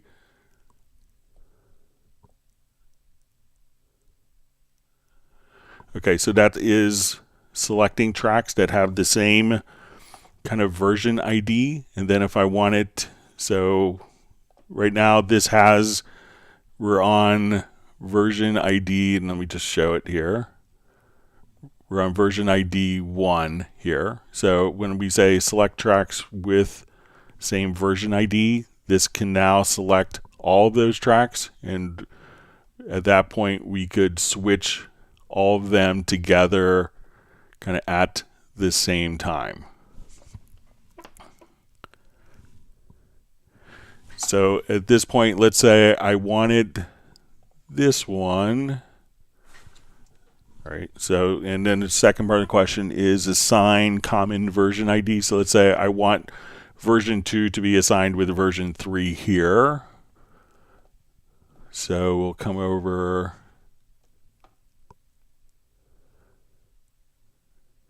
Let me see where that option is. Assign a common version ID. So I think when we assign a common version ID, that we could now group these different tracks together. Just not seeing it on the. So, but that way when we switch to version 3, that this could load up instead of version 2 for this track, it could load up the track version 3 for that particular channel. So that's what the assigning the common version ID is.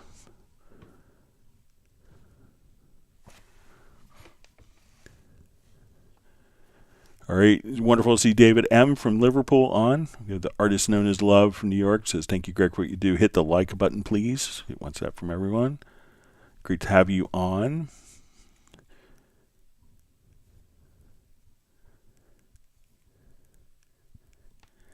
We see that John Costigan can talk to people from the UK with Google Translate, so it's a good use for it.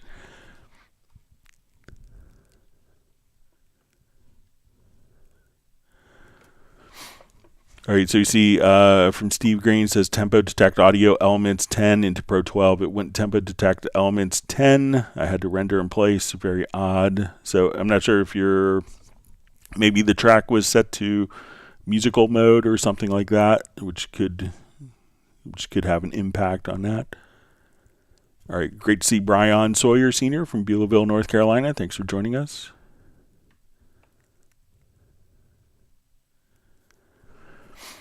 Mark Chiambo asks, hey Greg, just jumping into the Cubase 13 bandwagon. The new Cubase 13 graphics are a bit too contrasty for me. Is there a way to get the Cubase 12 UI? So currently, no. I found it that way myself when I was when I was first starting to use it. It was kind of like I felt like I wanted to turn the dimmer switch down. Now when I go back to 12, I don't like its look, and I find that I could see things a lot more clearly here in this. So I know that it can take a little time to get used to, and I think that after a while, having all the different elements kind of visible here is a good thing, instead of only when you maybe hover or search over things. So I felt the same way when I was kind of starting it. And now I kind of, really appreciate being able to see things so much more clear to me. But there isn't a way to kind of jump back. So,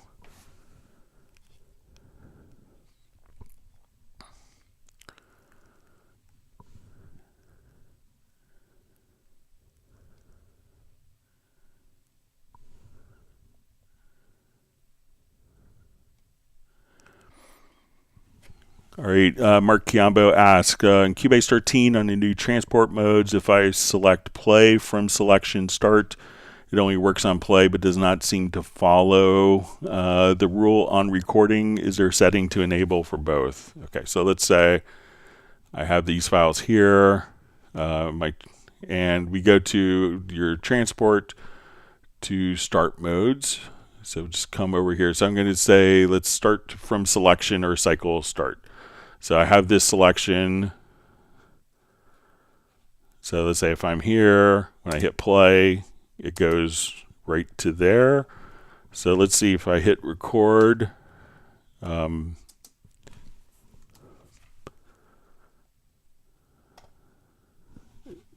So hit record, it will go like straight from the spot where it's at. But if we, so let's see, I could see where, yeah, so the record still goes from the cursor position, which I think makes sense. But let's say if I want to, just punch in and punch out of record, which is a pretty typical kind of workflow, so, but now if I wanted to, jump back, let's say if I have this event selected, that we can, go directly to the selected event. So, it seems like, the record has its own kind of options with like the left and right locators, and doing, if you wanted to do punch in and punch out quickly, which a lot of people will do for tracking sessions, that you don't want it to necessarily automatically go directly to there, so, but you could always, as we want to navigate, to the selection, there's different transport modes for that, so that you could record right from there if you wanted to as well. But it's kind of, the recording is kind of independent of that function, just for more flexibility.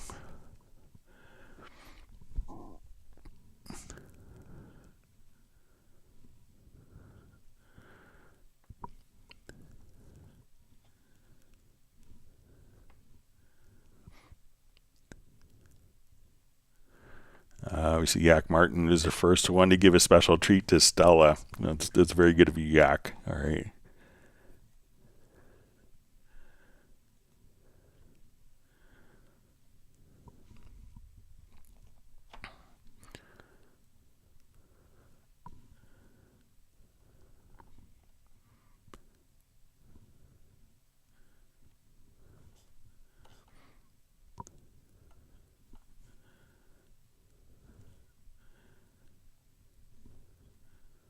All right, so we see from AJJ, just says, thank you for answering my question about the chord pads. You're welcome. Hope that was helpful. All right, wonderful to see Uno Memento from Finland. Glad you can make it today. Very loyal attendee.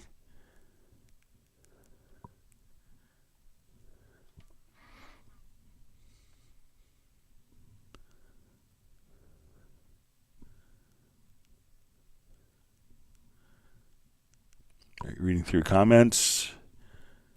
A lot of great discussion going on. All right, great to see Tim Weinheimer from Mission Viejo, California. Thanks for being on. It was great to see you. It's such a good time hanging out with Tim at the NAMM show. All right, we have Jazzy Lamel on.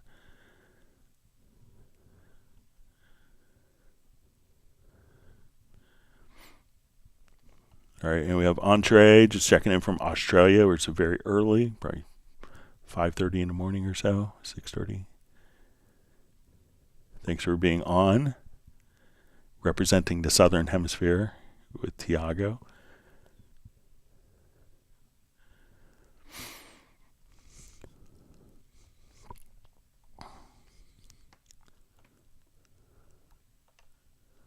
Sorry, my chat field just jumped.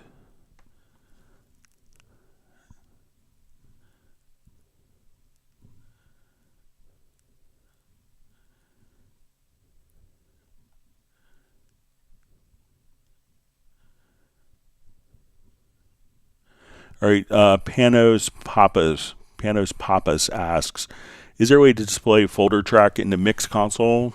All right, so let's go ahead and switch to a different project so I can show you this.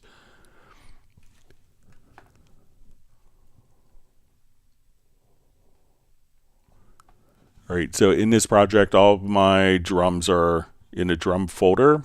So we come over here, we can see our drum folder. So when I'm in like the large mix console here, so let me just hide my input channels. All right, so we can see the folder indicated right here. So we could see our folders. And if I only want to see the tracks that are in the folder, just click Shift. And then everything that's in that particular folder will become visible in the mixer. And we could also just select the other channels, but you could see the folders here on the visibility tab.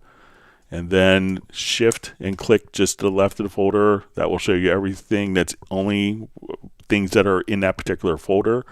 Or if you wanted to see everything, you could just kind of scroll through and select all your tracks. But if you have multiple folders in your project, just come over here again, Shift, and just click next to the folder, and that way you can see everything in the folder. But there's no physical folder in the mixer, just like you wouldn't see a folder on a Neve or SSL conceptually.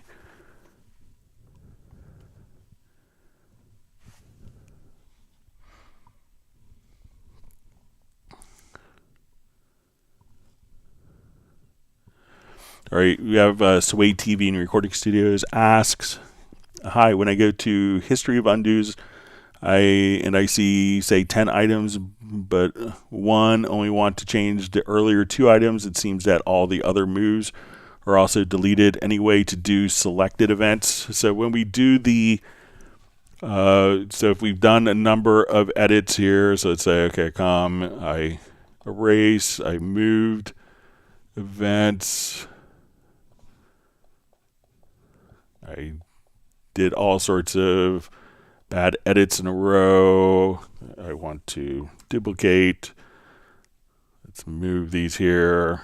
All right, so when we go to our edit history, at this point, it's going to be a linear history. So we can't just necessarily go back to, because realize that if we move one thing here and then you wanted to go back and undo something else, and that kind of got it out of sync, that could compromise your undo history. So this will be kind of a straight linear undo history. So I can't just remove just this one thing. We'd have to go back to all these steps to ensure that all the other edits would still kind of be in line. So, if we just redid one edit, and this edit was involved in 7 other edits, then we can't guarantee that we do that. So that's why that's kind of a linear undo history.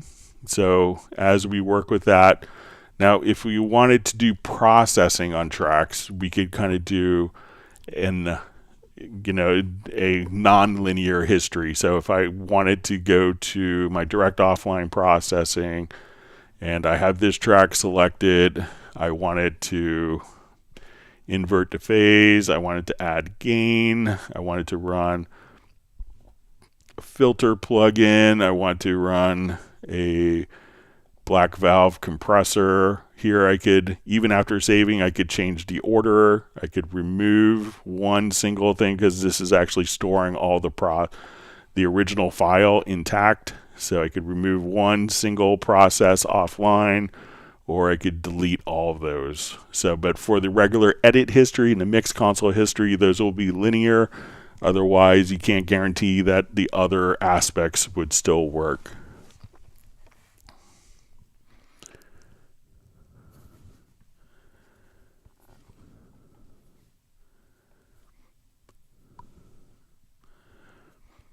All right. All right, Steve Green asks, question. Sorry, Greg, another query. You can ask as many questions as you want. You don't have to apologize. That's why we do this. How do I see all the drum kits for Groove Agent 5 in media? I have media open, but only shows a few kits, even though I am at the top level, driving me nuts. All right, so let's say if I come here, We can say let's add a Groove Agent kit. Let's do a quick SE version.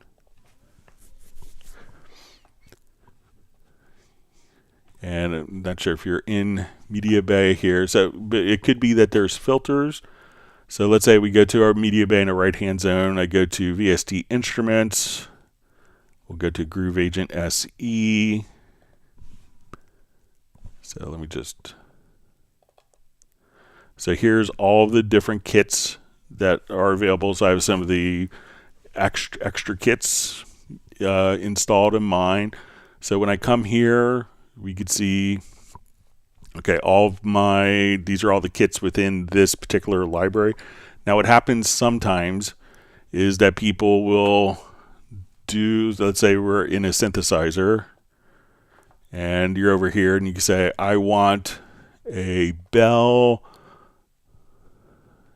you know, and like I had someone that was like when Media Bay first came out, they actually had a heavy metal polka accordion preset that they had selected. So you could have kind of different, you know, like character tags here. So one of the things that you could do is to make sure that you could actually just reset, and you see this little icon here in the Media Bay where you could reset all the character attributes. So you may have different like categories and subcategories, and sometimes they may be kind of, so let's say here I wanted to see you know, categories or, you know, whatever, you know. So make sure that you actually just click here on the clear, I think it's reset the attribute list, and then you should see all of the various presets show up, and it works the same way in the full Media Bay. So if we jump over here,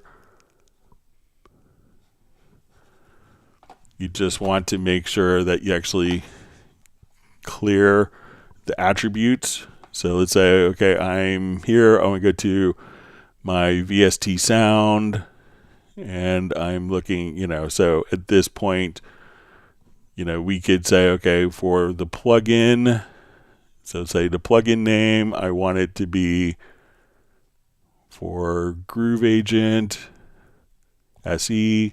Then I could see all my names. But if I have like, I'm looking for a classical, and let's say,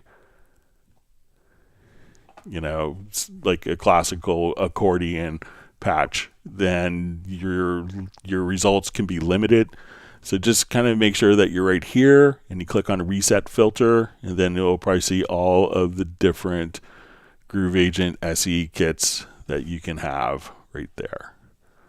So try that. It just switches back to my category here.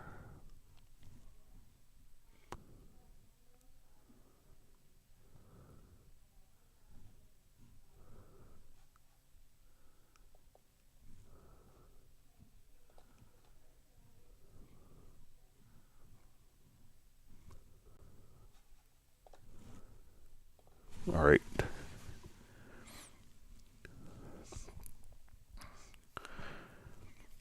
All right. So Stanislaus asks, hi, why sometimes the mix down process is going in real time, which takes a lot longer.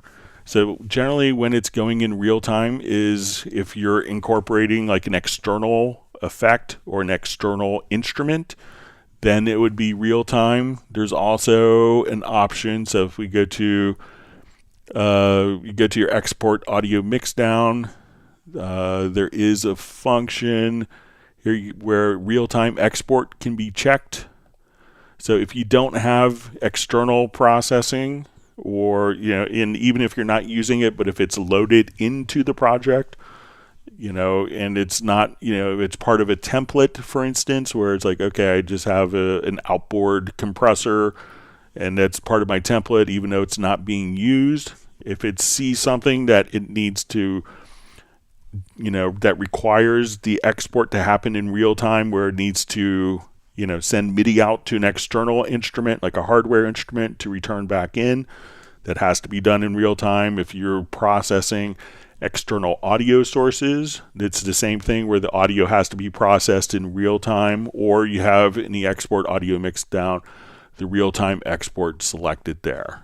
But if you don't have those three scenarios, then it should export faster than real time depending on the project.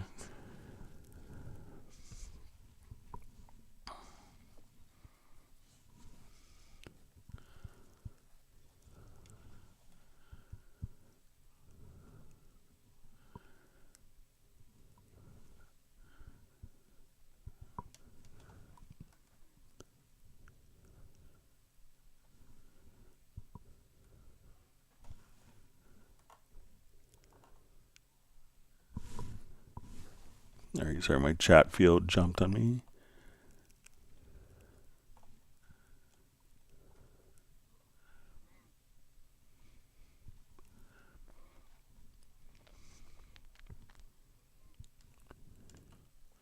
All right, just trying to find my spot.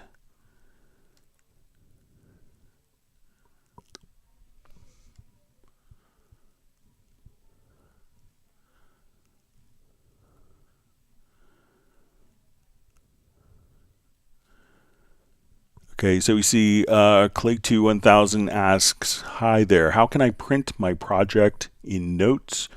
So if you have, MIDI data, what you could do is just, so let's say if I want to come here to this part, we'll go to our piano.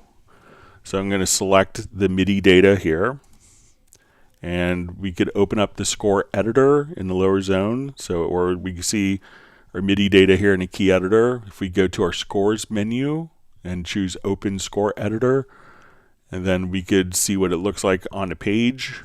And then once we have this done, all we have to do is choose to print, and you could send it to your printer. So, but that's what you have to do. And if you have like a vocal, something that you want to turn into MIDI, if you go into Very Audio, and from within the Very Audio tab, just come here to Function. You could extract MIDI, and that will create a MIDI track here that we could now print out in the score editor as well. But that would be for a monophonic source.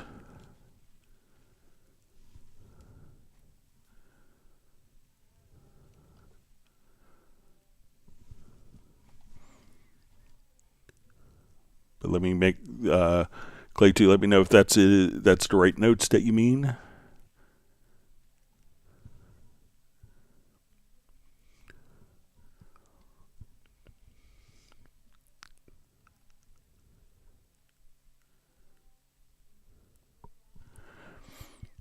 All right, so we have a question from Patrick. Is it possible to move events up and down different audio tracks using the keyboard instead of dragging them with the mouse? Okay, so let me just come over here. I'll just add a couple of audio tracks here. I'll activate the project first. Sorry about that.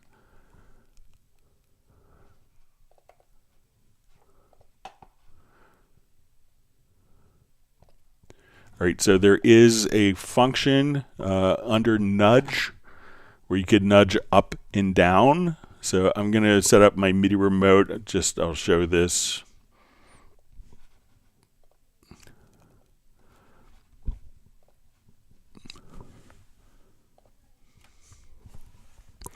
Okay, so and you could assign a key command shortcut to it. So let's go to key commands, and if you go, we'll just type in down, you'll see it under the nudge category. So there's a nudge up and a nudge down function. So if I wanted to assign this to my MIDI remote, so I'll just assign this particular button here to nudge up.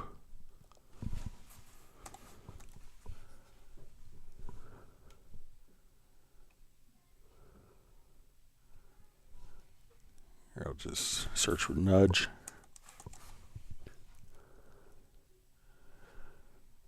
All right, so here, I'll just choose this button to be nudge down, and this button I want to be nudge up.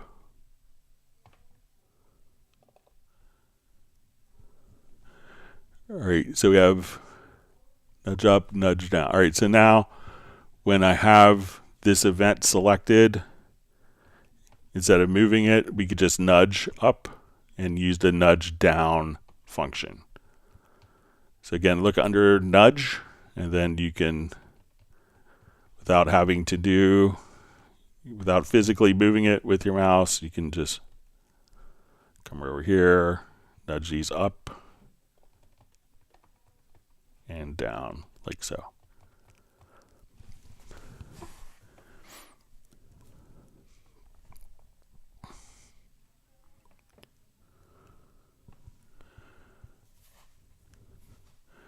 All right, so we see a question from Patrick. Is it possible to show the subfolders of track presets in the right zone media bay when I click on track presets? Multis, I only get a list.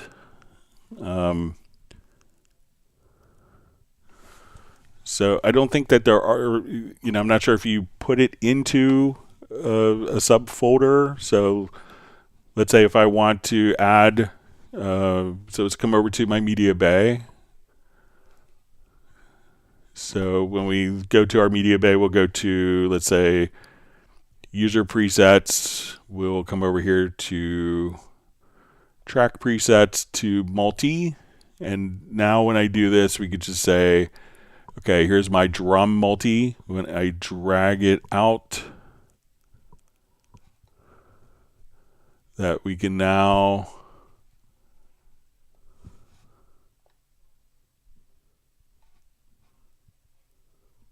yeah, we can see now all the drums. I'll just do this on a new project so we could see it more clearly.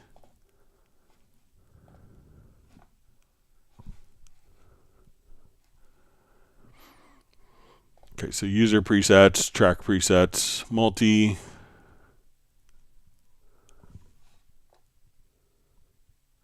All right, so that's dragged everything out. Now I think that when we go to reveal in Finder, that these will always be in this particular location. So let's see if so I'm not sure if you have folders within the multi preset here, or if you want to access, so I'm not sure if you could actually make your own folder, like a subfolder here, or it's always going to be placed into the multi folder. So, but then, if you wanted to characterize it, you could just say drum, and then you only see all of your drum multi presets. But I don't think that there's subfolders, because that way Cubase knows exactly where the presets are. But maybe if you could clarify that, Patrick.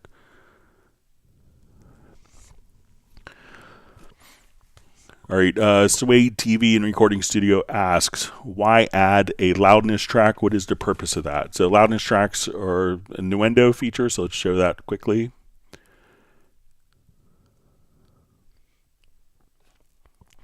So what a loudness track is intended to do is, as you play your project, it could show you areas in the track that has issues or that is exceeding kind of typical broadcast loudness standards.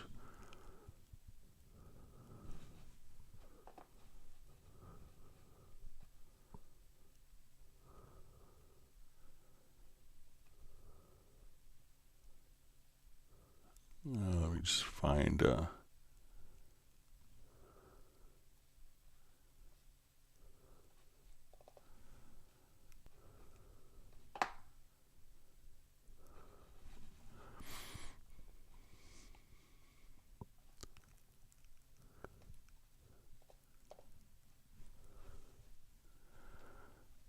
all right, let me just see so we're going to add our loudness track here, and then as we play back,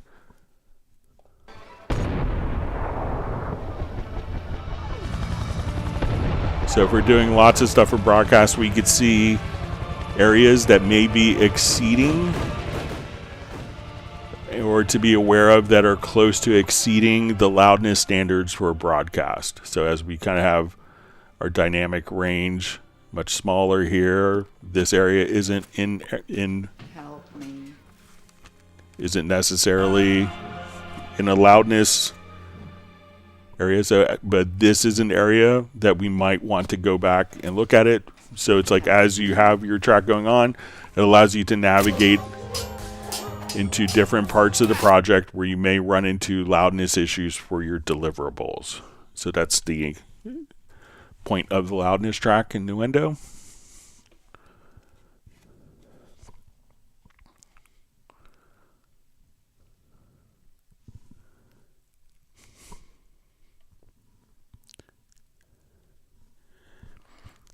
Yak Martin says heavy metal, accordion, polka, criminally underrated genre. So it's big in Germany, I hear.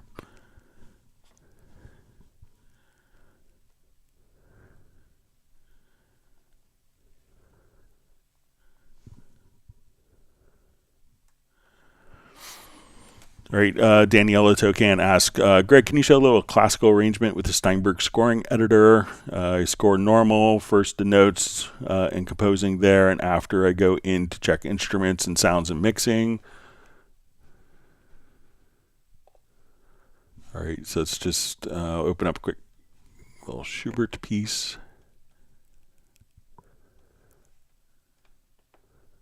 Or here we take a look at this.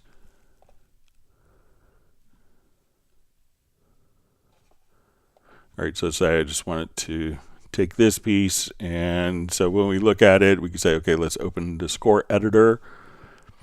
All right, so we could see that, we could enter in, directly in our score editor. So let's say if I want to do like step entry for the score, I'll just come and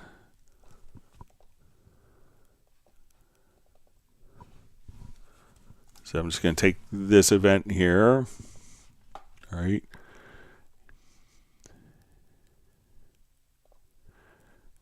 All right, so if I want to do step entry, let's say I'm doing kind of a Bach piece here, we could activate the step entry, say, okay, I want to do eighth notes.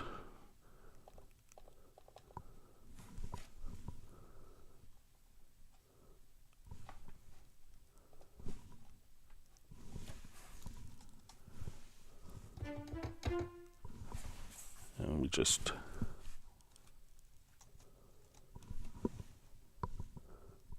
come back here. All right.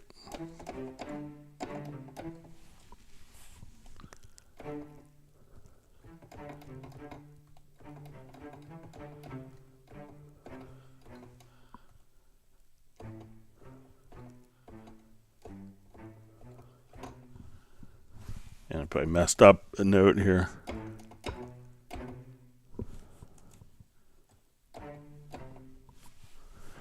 And let's say we switch to quarter notes. I could just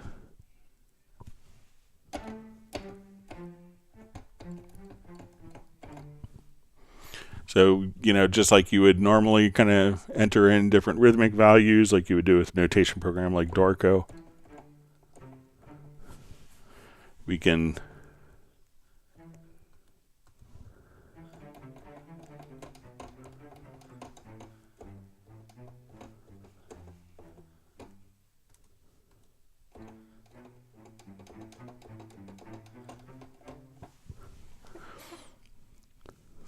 but if you wanted to enter in the notes there, you could do that. Or if you wanted to just see the particular notes, you could see it graphically. Or again, come over here to the score editor, and you could see that. We could see what it's going to look like on the printed page. So if you wanted to go to like the full screen score editor and see, again, we could switch to page mode, and here we could just kind of get an idea of what's going on. So that's some of the stuff you can do with the score editor.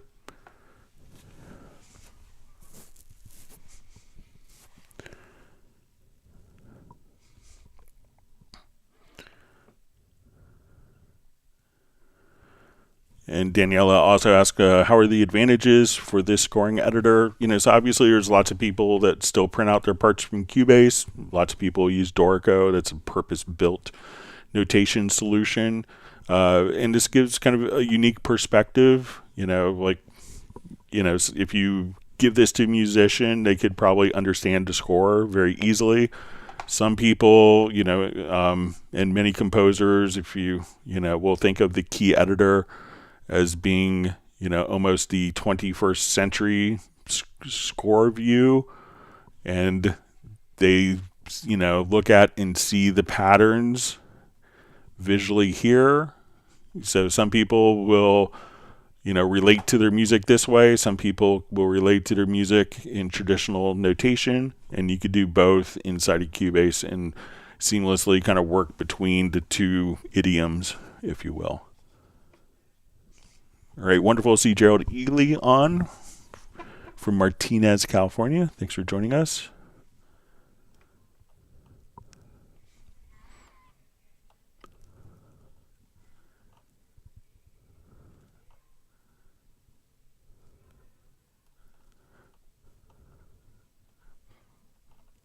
All right. Reading through comments.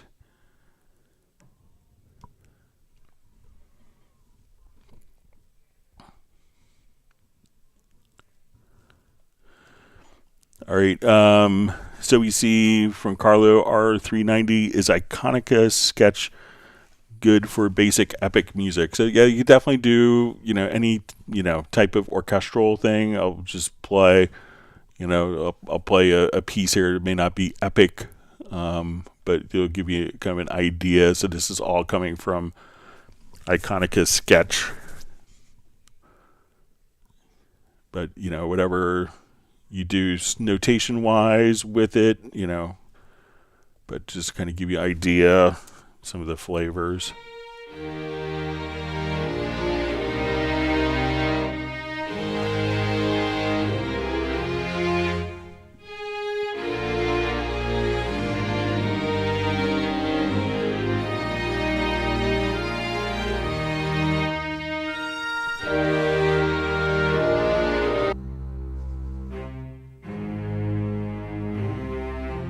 And this is no effects on it.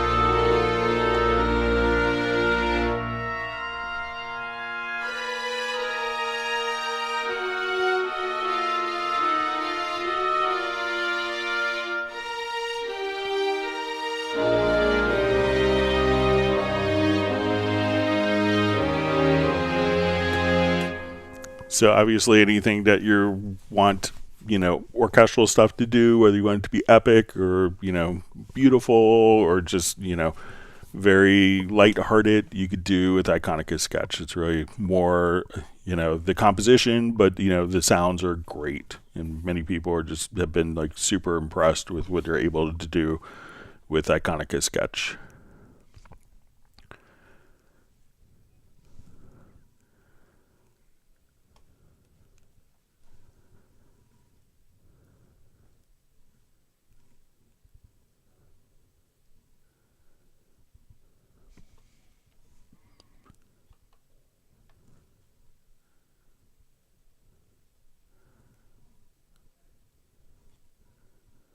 Okay, reading through comments.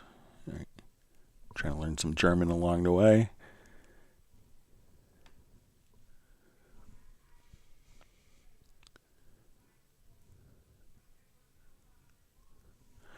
All right, so we see David Adams says, hi, Steve Green, so glad you asked Greg that. That sorted me out. Thanks. That's kind of the interesting thing about this format is people learning from other people's questions. So.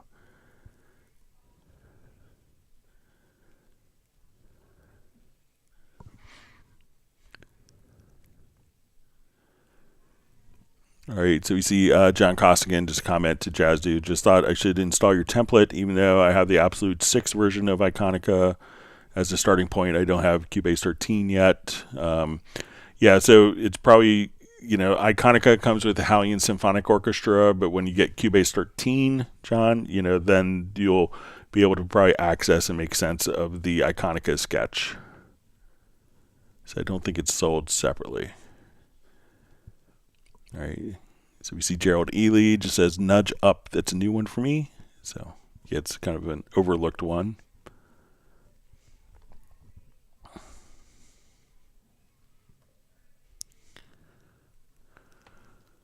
All right, so we see Yak Martins has to head off. Says thanks one more for the Chief of Medicine treatment by Greg, and also he's sending thanks to Jazz Dude, Michael Teams, and Mark Rabin, and the rest of the bunch here.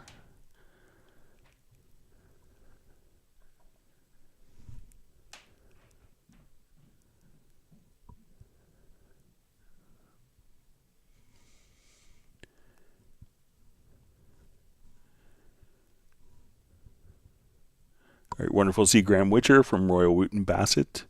Glad you can make it today.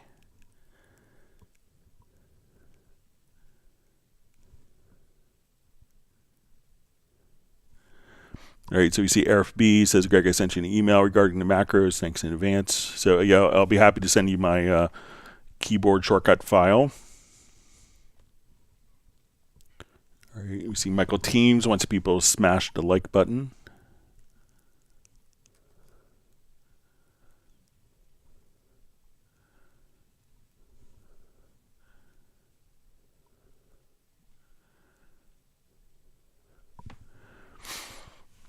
All right, 808 King asks, hi Greg, if I wanted to start every song at bar 10 and I wanted the timer or clock to start at bar 10 as well, meaning set to 0, how can I do that if possible? Thanks. Okay. So I guess you want the time to be at 0, but bar 10 to be at 0 time.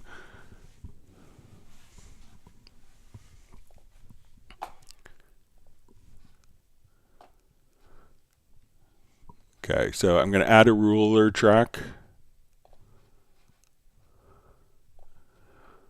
So we see that we have bars and beats and seconds here. All right, so we want, I guess, this moment in time, if I'm understanding correct, to be at bar 10. So let's go to our project menu to project setup, or hit Shift plus the letter S. And let's set a bar offset. I think we set this to, let's see.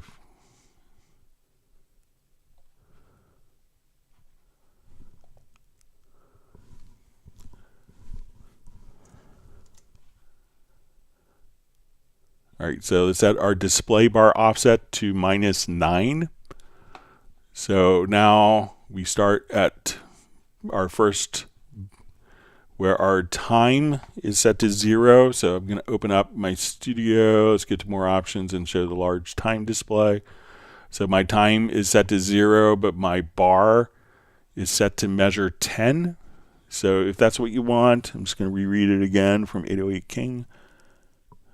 Every song to start at bar 10. I want the timer clock to start at bar 10 as well, meaning set to 0. How can I do that? So let me know if this works for you. Go to project menu to project setup, display bar offset, set it to -9. And then you have bar 10 starting right there, and that's right where 0 is. So bar 11 will be roughly 2 seconds. So let me know if that's what you want. And great to see you on the live stream. Thanks for joining us.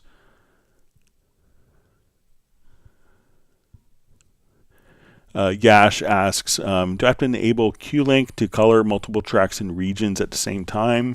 No. So let's come over here. I'll just add a number of audio tracks. Okay, so if I want, and I'll just go ahead and record a couple of different parts here. Just set these all for record.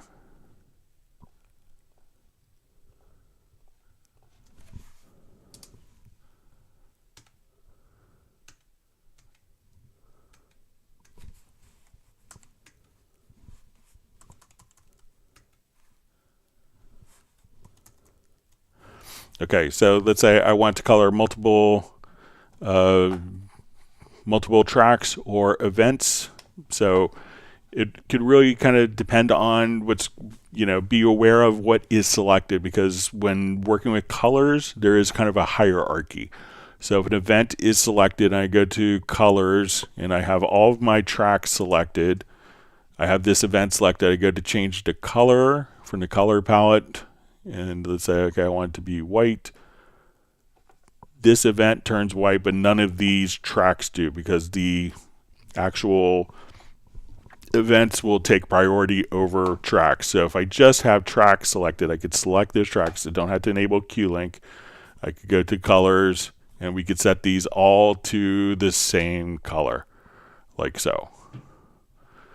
Now, if I wanted these tracks, I'm going to select the events. And again, the events have a higher priority over the tracks. So if I want these all to be red, now that the event is selected, that takes priority, and I could just have multiple items selected, and we could change the colors like so. So if I want to change the selected tracks here, so no events are selected, then we can just, the tracks will change. So let me know if that makes sense. But so it will, a selected event, usually when people say, oh, I can't change these all at once, just select it and just use the color drop down menu, and then you could go from there. So let me know if that helps, Yash.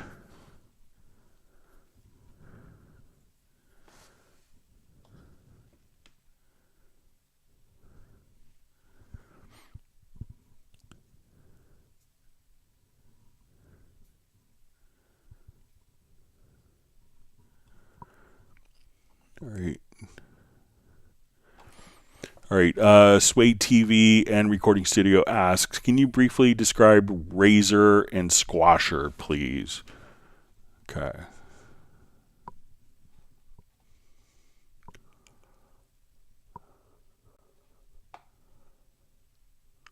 Let me just find, I think.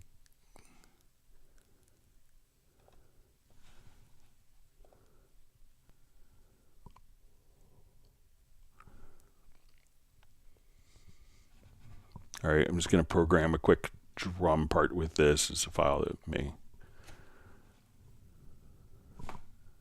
Or let me just, I'll show another project here.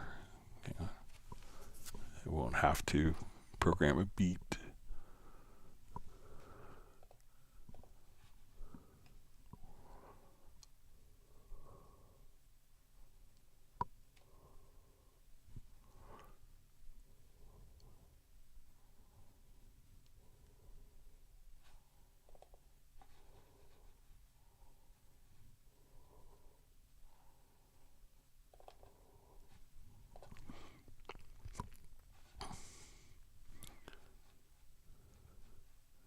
All right, so.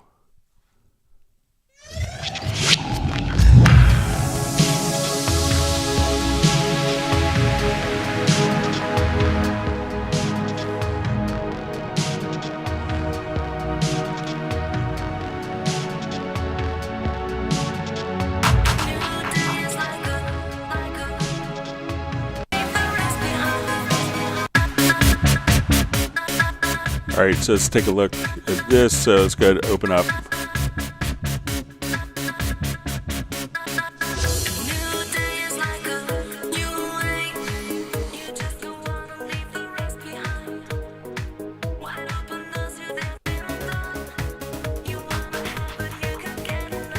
All right, let me just load up a different version of this project here. Sorry.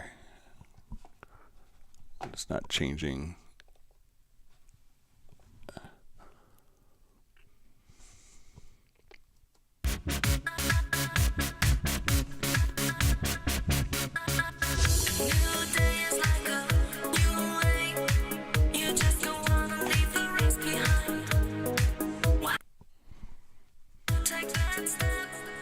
All right, let me just get this master section set up. So they're both kind of, aggressive styled limiters. So let's go ahead and just kind of give you in essence, let's say we're going to take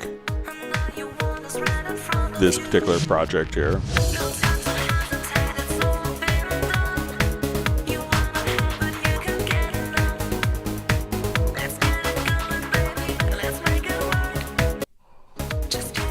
So we can think of this as like a really high quality limiter that's going to do kind of the inner sample.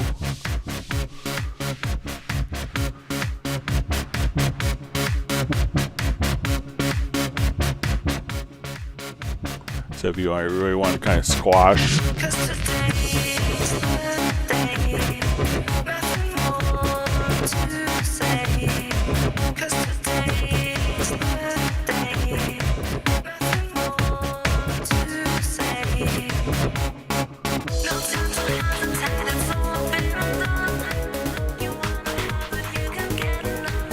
So now if we wanted to squasher, we can think of this as more as an up-down compressor.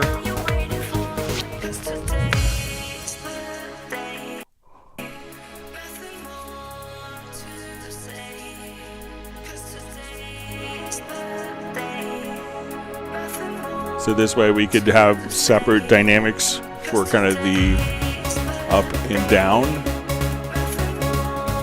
And this is more of a multi-band.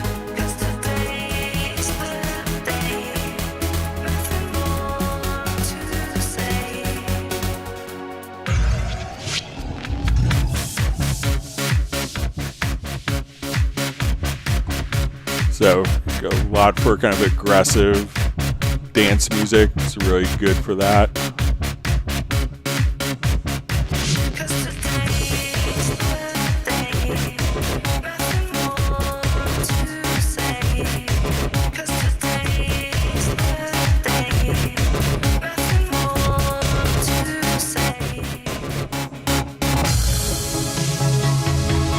So a lot of people would liken this, I think, to like one plugin that's kind of similar concepts like OTT and Razor. You consider it kind of more of a precision limiter. So those are kind of the ideas behind those two plugins.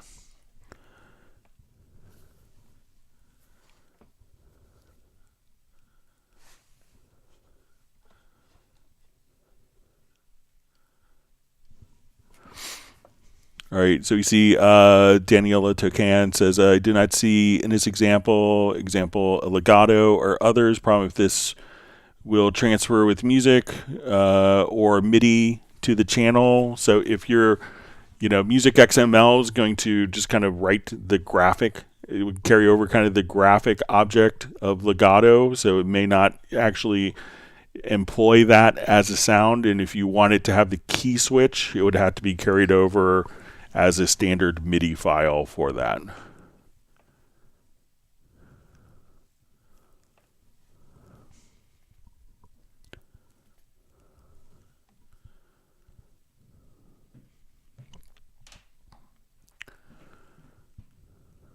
And you see, it says problem is MIDI does not take over the articulations or a lot of the legato in the MIDI pattern. Music XML does, but in my test, still lots of problems with Music XML. So I think that it's going to be, if you wanted the articulations, that would be best carried over through a typical standard MIDI file.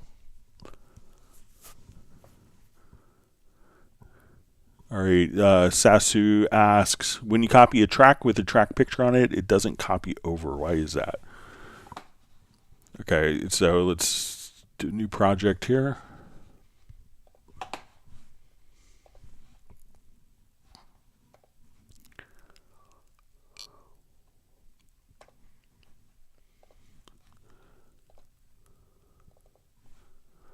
So let's say we want that track picture. So I'm not sure if copying it will do it, but let's see, if we duplicate the track, so it's not carried over. Yeah, so it might be just on that particular track. I'll make sure to kind of mention that. That doesn't seem to be copied over when duplicating a track. So I'll bring that to the powers that be to their attention. So yeah, it doesn't look like that works. Sorry about that.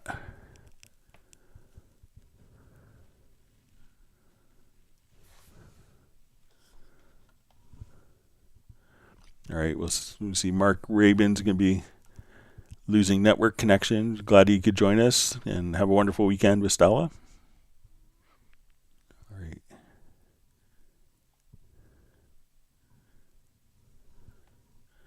Great to see Sable Winters on. She was like number 99. Thanks.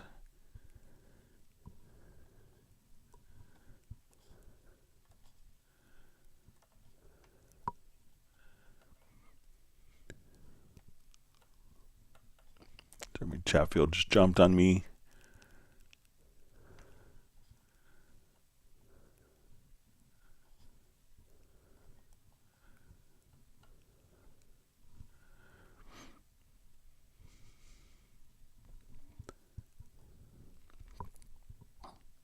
All right, so I'm back to close where I was.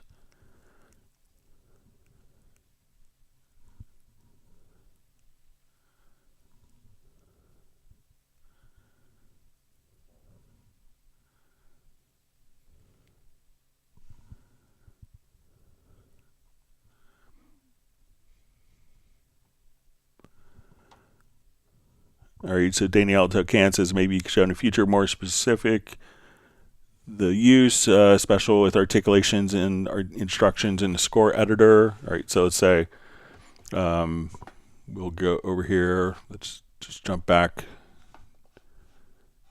to our file where we're at.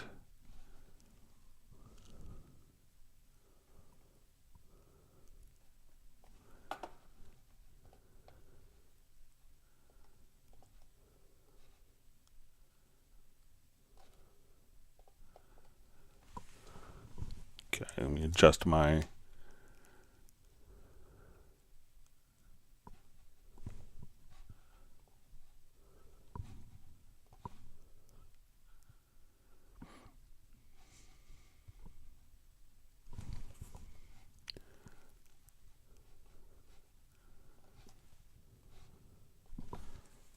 Okay, so I'll just come over here. Let's get to our score.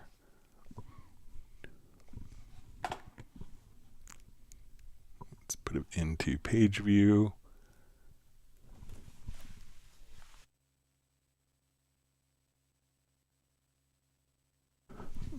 All right.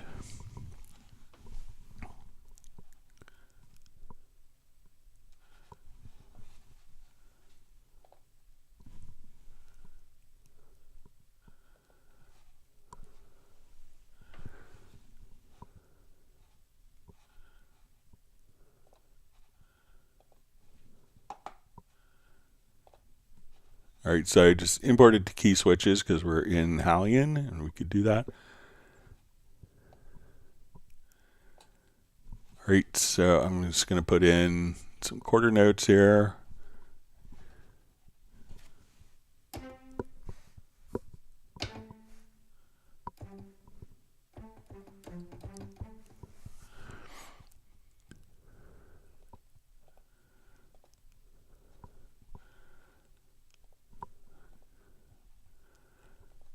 Right, so let me just,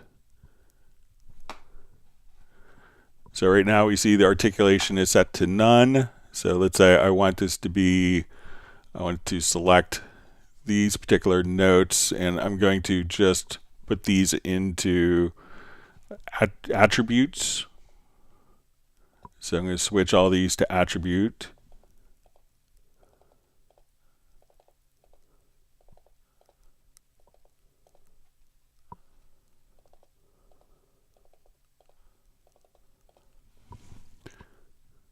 So now I could come over and say, okay, we have these notes, and I want to put these, we should be able to kind of set,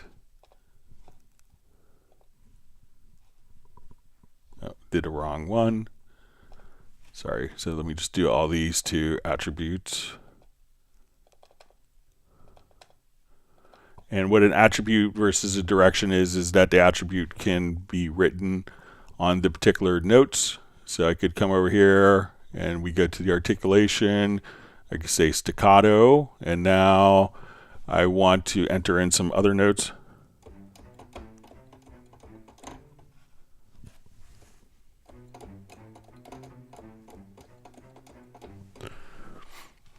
So as I do this, I want these to be pizzicato. So I could just, again, come right over here, pits. I want these to be, and we'll say this line, I want these notes to be legato. So now as we play,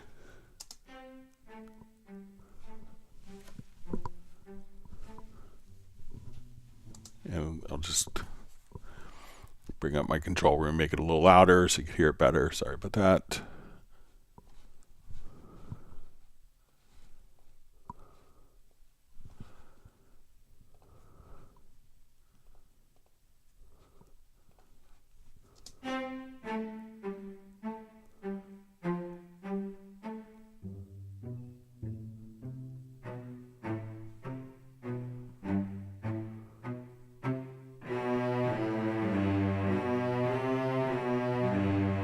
And you could choose to hide all of these articulations if you wanted to, but that's how you could just enter into different articulations in the score editor. So let me know if that's helpful for you, Daniela.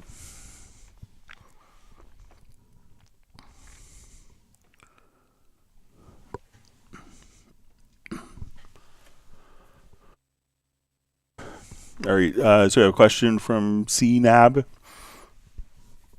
Hey Greg, when I export a song, there's a glitch / corrupted sound at a certain point.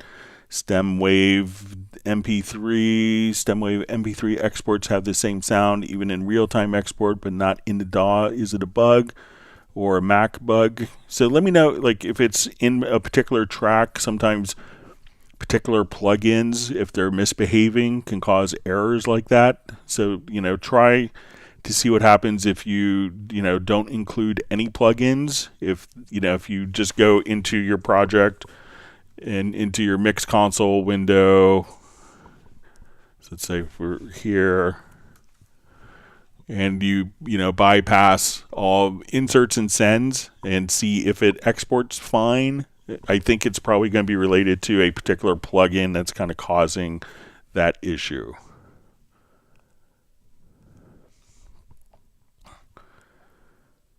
All right, so we see Soren from Sweden. So,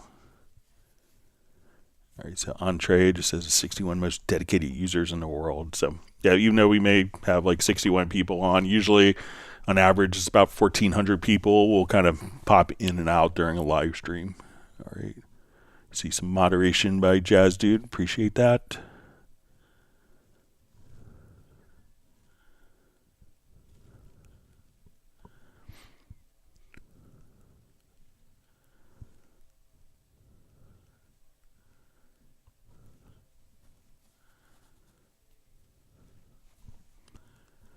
All right.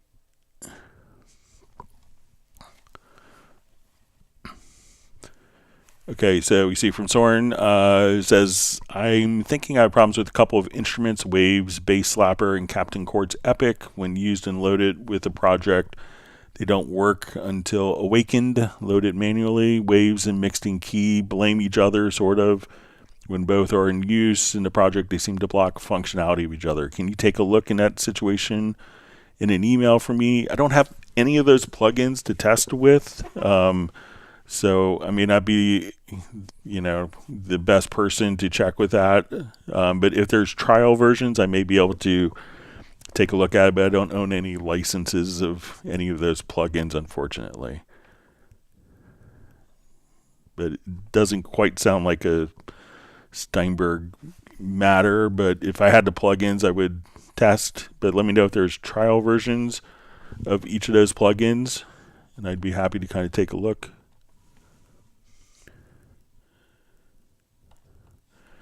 All right, let's jump to some of the questions that were mailed in.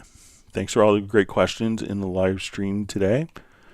If you've learned a new tip or trick, make sure you hit the like button. All right, and I have a file that's kind of showing some of these. Let me open that.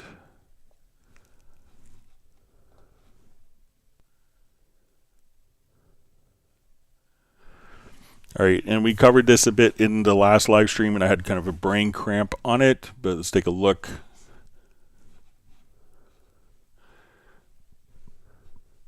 So is there currently a way to place a new automation point exactly where the previous value is at in the arrangement? If not, I'd like to express my interest in having such a feature in future updates. It would greatly enhance the efficiency of my workflow, and I believe it could benefit many other users as well. Thank you for your time and considerations, from Chandan. All right, so when we were doing this, one of the mistakes I was making, let's say if I have an automation point here that I've drawn in, and I want to keep kind of the same automation value. So let's say this value here is set to 0.65 dB.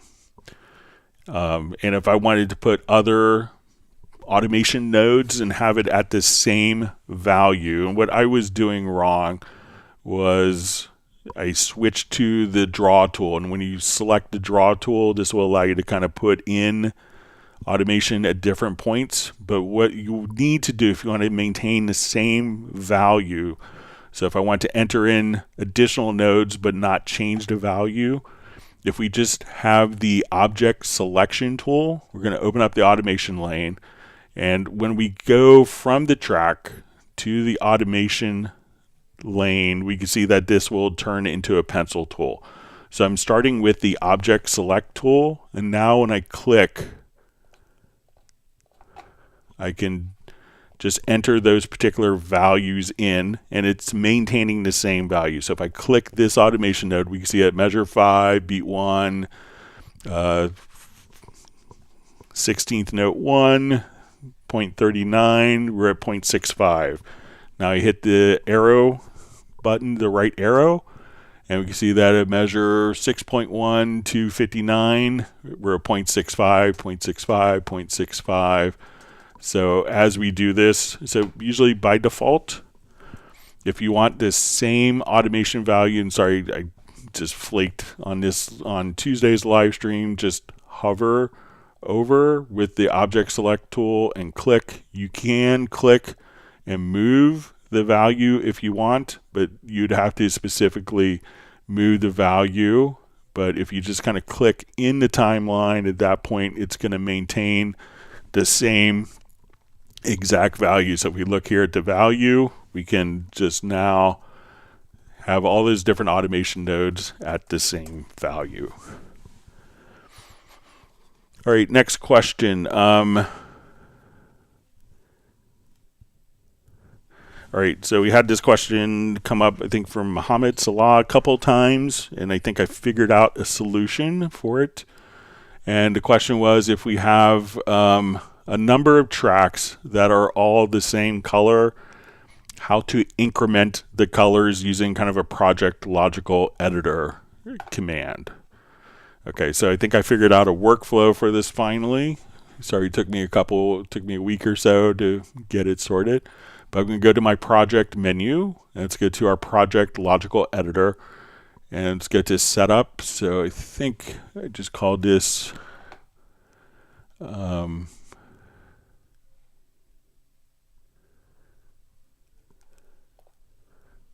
okay, so we call this, and this is the project logical editor preset. So what I'm going to do is use the range tool, and this could work in conjunction with a preference. So if we go to your preferences to editing, I'm going to have track selection follows event selection turned on.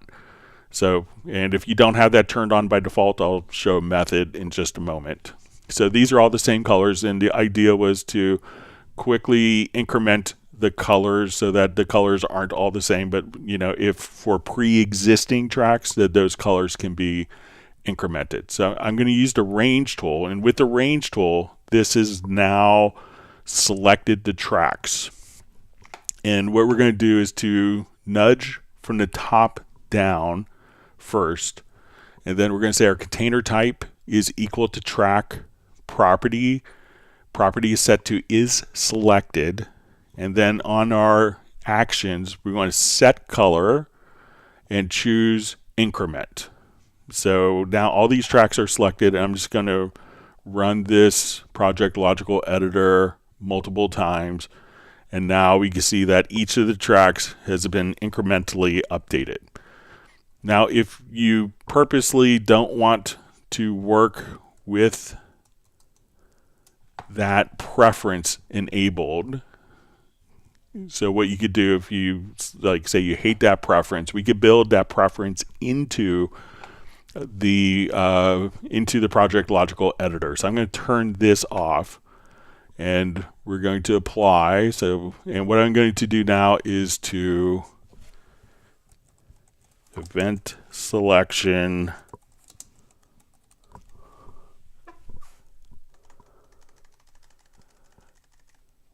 go to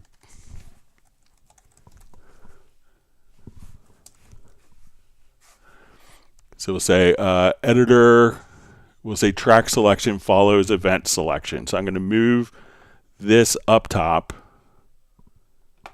and then also I'm going to put it into the track selection follows event selection. So this preference again is now disabled, but within the project logical editor I'm going to turn it on and off as needed. So if I again select the range here, now I could just increment the track colors. So again, if you have that preference turned on, you don't need this in the pre and post commands. But now what you want to do is basically this is going to allow you to make the event selection based on based right there, and we're going to basically select those particular tracks in an empty range, or you could select events that are on a range. But that's how we could increment pre-existing tracks that are set to the same color. All right, and we also had the question and discussion, and Lawrence Koch had kind of commented on this about the MIDI CC from a monogram controller that was not reaching a virtual instrument. And when I was kind of reading this before, and it said that the controller for I think it was an Novation controller, that those mod wheels and expression wheels worked. So one of the things I wanted to check was to make sure that, you know, if you're doing that, that when you go to your MIDI input port, that you had it set to all MIDI inputs. Because if that was set to just like your controller keyboard, then it's not going to accept the incoming MIDI data from that device. Now, sometimes when you're setting those up for remote control, the manufacturer may come over here if you're using it as under like a Mackie control or something. If you go to the studio menu to studio setup, we can come to where we see our MIDI port setup and make sure that your controller is selected as in all MIDI inputs. And that way, once you have all MIDI inputs, it could accept MIDI, that track could accept the MIDI CCs from multiple destinations and not just be limited to just your main MIDI controller.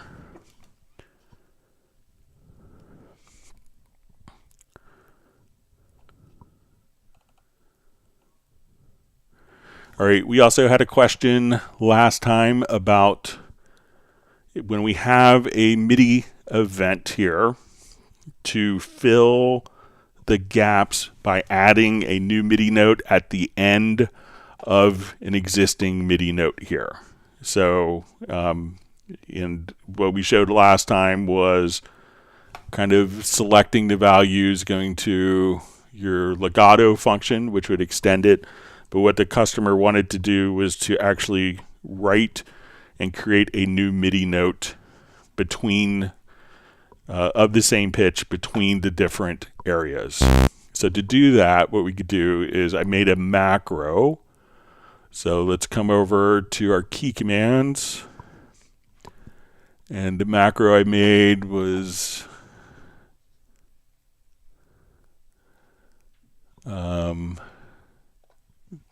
is this macro here. So what we want to do again is to create a note on the same pitch that lasts until the next note begins, and then just to kind of continue to do that process throughout the entire project. So let's say we want to do it for all of these MIDI notes here. So I'm going to select the first note, and the macro I made is transport locate selection to the end, and we're going to move our play position at the beginning of the first note.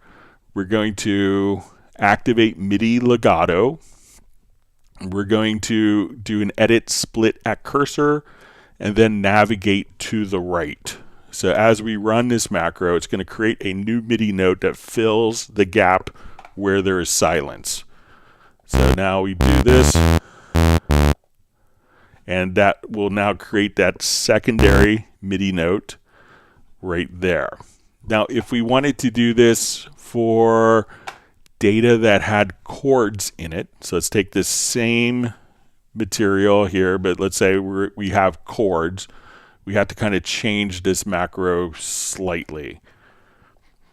So when we want to fill the gaps between chords with new MIDI notes, so we'll come over to our key commands again, and let's make this polyphonic.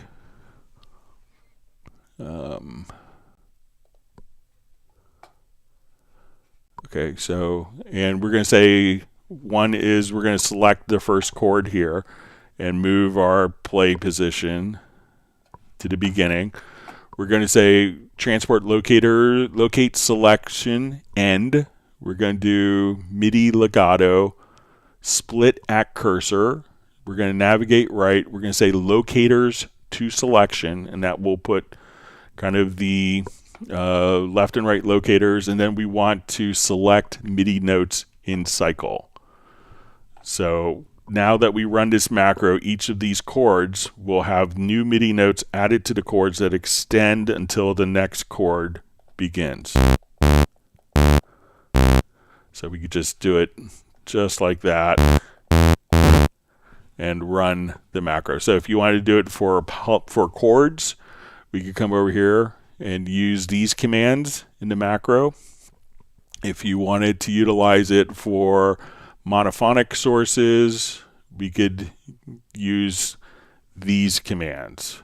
So that way we could have that kind of work automatically for you and kind of fill those gaps with new MIDI notes, whether it's monophonic or chord-based events. We had another question. Question was, hey Greg, is there a way to re-trigger a drone note every time? I'm using a drone instrument, but when I use marker tracks to cycle back to a point, it only plays every other time in Cubase 12 Pro. Okay, so let's say I have, I'll just move this over here.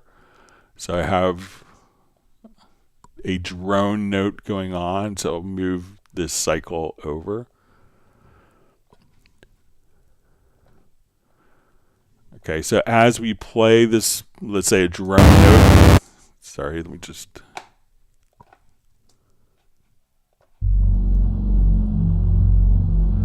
All right, so let's say I have a drone note going on. I'll take off my loops.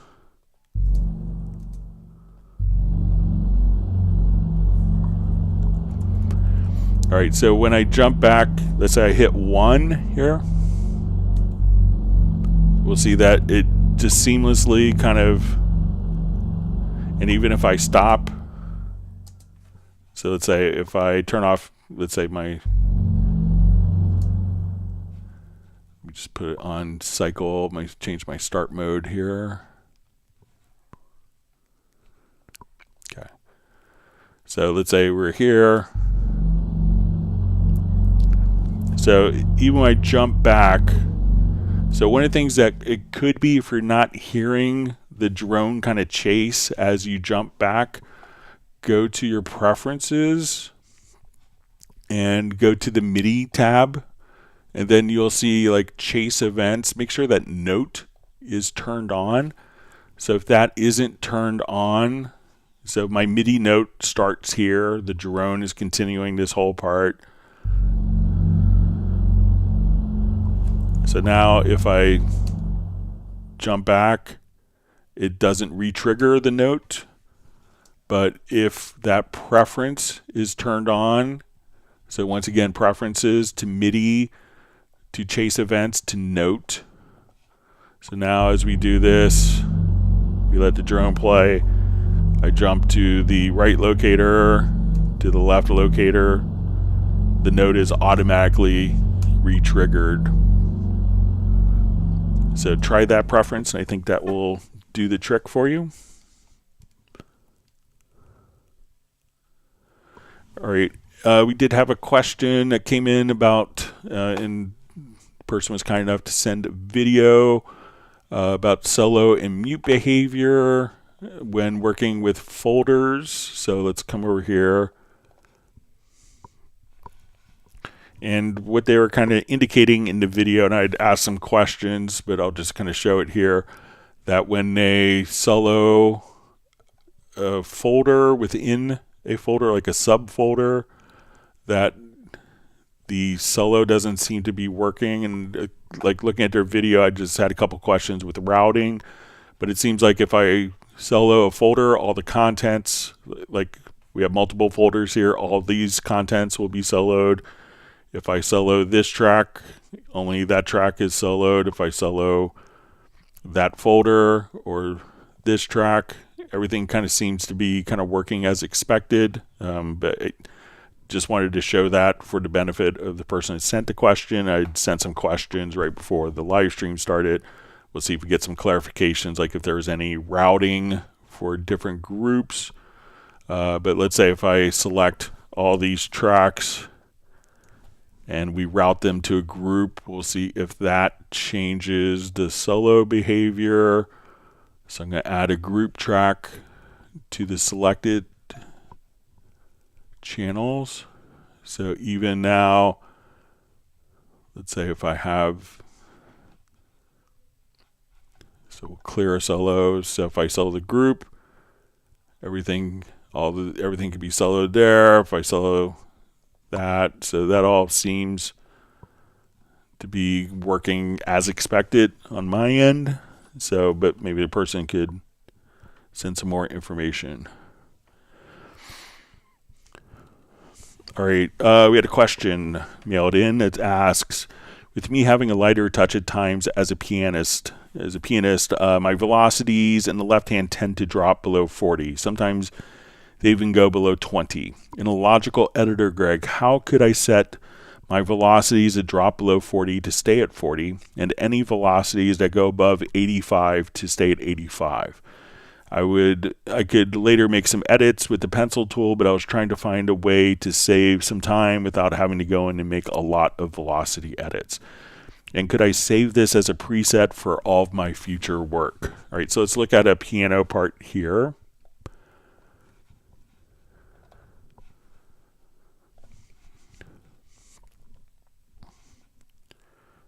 All right, so when we look at this, we can see that we have velocities here that are roughly 14. We have a range of velocities here that's 58, and these are 120. So what the customer wants to do is to be able to take the velocities that are below 40, make them 40. The ones that are above 85, make them 85, and not affect the other ones. So I made two different logical editor presets. So if we go to the MIDI menu, to the logical editor, one of them was that we could come over,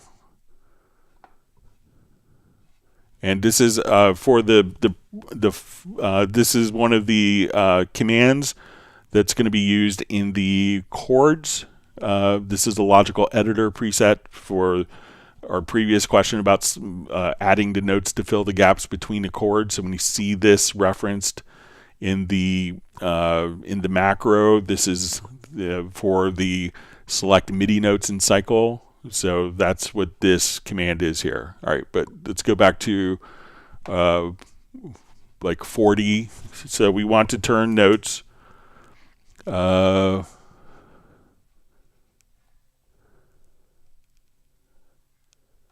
Okay, so here what we want to do is to select So we want to take the notes that have a velocity below 40. So we're going to transform. Type is equal to notes. The velocity is less or equal to 40. And what we want to do is on the action target, set it to velocity. We're going to set it to a fixed value of 40. And then we're going to kind of do the same thing with 85. So at this point, we're going to say type is equal to note, velocity is bigger or equal to 85, and we want to set the velocity to a fixed value of 85. So I could do this kind of both of them independently, or if we combine these into a macro. So again, this macro is just a combination of those two project logical editor presets. So let me just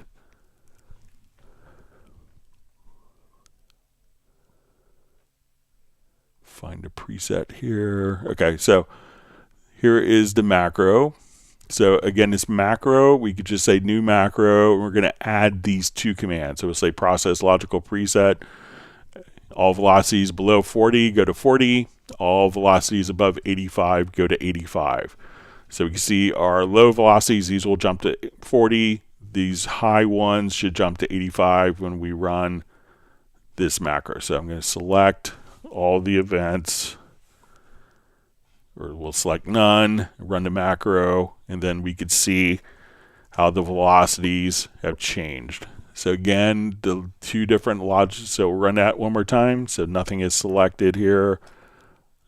So the lower velocities went to 40, the high velocities went to 85. So to look at those two logical editor presets again, we'll come to, this is for 85, and then we'll have the same thing for 40. So velocities that are less or equal to 40, velocities are more, greater or equal, bigger or equal to 85. Combine those two, run as a macro. You can now assign that as a keyboard shortcut, or trigger it from a project logical editor, or trigger it from a MIDI remote. So if I want to go to my MIDI remote tab here, we'll just come here, go to your key commands, to macros,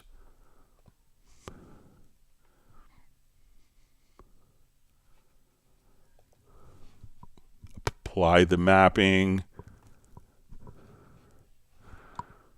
So now every time I wanted to fix that piano part, I could just come right over here, we'll look at it, trigger that macro, and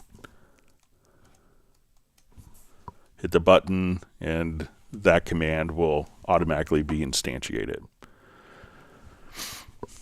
All right, so we have a question. I have a 10A audio track. It gets 10 audio tracks, and I want to play it back in binaural, stereo, mono, and 7.14 speaker playback. How do I do that? Okay, so let's load up a quick Atmos type of file here. I think I have one that's,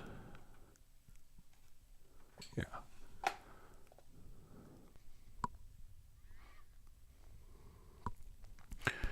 All right, so if you're doing kind of binaural and Atmos, so, once you're kind of here, so right now, if you listen to this, and if you have headphones on, it may sound a little... Long, long time ago, it was 7th grade in the school parking lot, waiting on our yellow coach to ferry us home. You looked my way and your heart shone through. It caught my breath while you called me to. So if we were listening to this, so right now when we are doing 714, so we could do our binaural for that, we could go to your project menu, and let's go to our ADM authoring. And once we go to our renderer, at this point, we could choose that I want to listen to it in 714. I could listen to it in 512. I could listen to it in 5.1. I could listen to it in binaural. So at this point, or I could choose to listen to it in stereo. So let's say, you know, as we're playing here, so this way we could choose our different monitoring paths. And if we're in 2.0 for stereo, at this point we could just, in the control room, just have it go down to mono stereo 714. So you have down mix presets that could be done kind of right there. So as we listen to this, you can just switch right here into renderer plugin to be able to listen to your different channel configuration formats. All right, let's see if there's any other questions that were mailed in that I missed.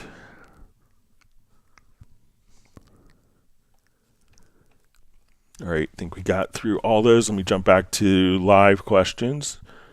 And again, if you want to send questions in advance, you could send it to clubcubase@steinberg.de. All right, let's go back to live chat.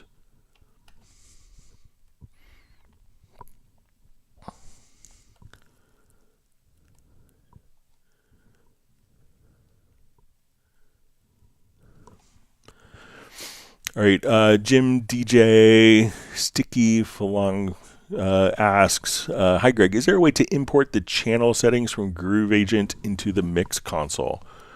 All right, so let's take a look. So if we're using like the acoustic agent, we could do it. So we'll come over here, let's add an instrument track. We'll go to Groove Agent SE. I'll just load up an acoustic agent.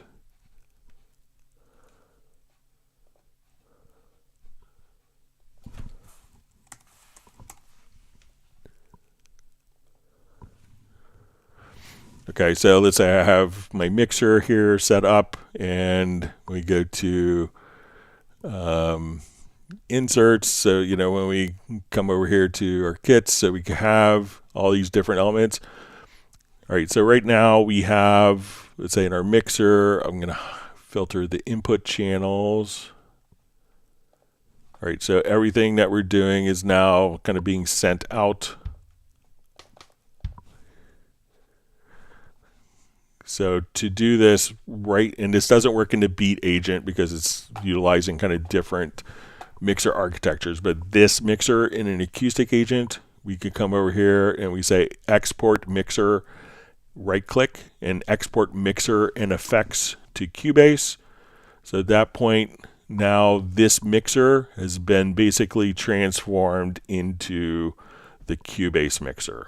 So it works with the acoustic agent kits, but not the beat agent kits. So just a heads up, because the beat agent kits are kind of utilizing different mixer architecture. All right, let me just get my Cubase started again here.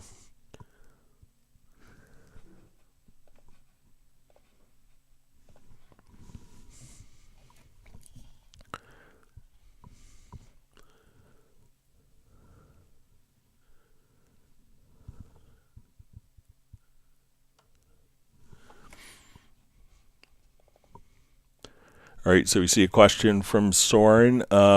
Says, hi Greg, I installed UR22C version 3.0 tools recently. I got the new DSP mix software for the hardware and the special ASIO drivers that accompanied the package. Am I completely wrong, but didn't? Were there special ASIO drivers also possible to choose in Cubase like Yamaha DAW or Yamaha Music on Windows? Now we just have Yamaha ASIO or low latency or ASIO from Yamaha. I think ASIO has disappeared. So I'm running the same interface here. So when we go to, so you know, we'll go ahead and take a look. So we go to Studio Setup. I go to my audio system. So now what we see is, you know, and people always had problems. You know, we get this question like a zillion. You know, we gotten it a lot over our Club Cubase live streams of how to make this work with a particular, how to get Cubase to feed into OBS, or how to get Cubase to feed into, a Zoom meeting or something like that. So what we could do is we could set, so the UR22C would be the same here. So we could have Cubase go out of the DAW output port. We could have something like, if you wanted to listen to Spotify, you could set your operating system here to go to streaming music. So, and then we could have voice set up. So if we wanted to, at this point, use the same audio interface, we could say, this is Cubase audio. We could send this out to OBS. We could send it out to Zoom, Microsoft Teams, Twitch. And then we could also have a voice where we could connect a microphone into the input and be able to talk. Now, once those three elements are combined, and we come over to our URC mixer, and this just came out last month, we could adjust the levels of the voice. So, here's our normal, typical setup for our audio interface. But when we want to use it for streaming, I can now say, okay, my DAW levels I need those a little lower. What I'm sending out to a music, I could bring another source in, background music. I could have my microphone louder. I could have these do ducking so that when, I'll just not do it here, but we'll say when I speak, I want the ducker to actually be coming from input 1, so that these will automatically decrease in volume when I start talking.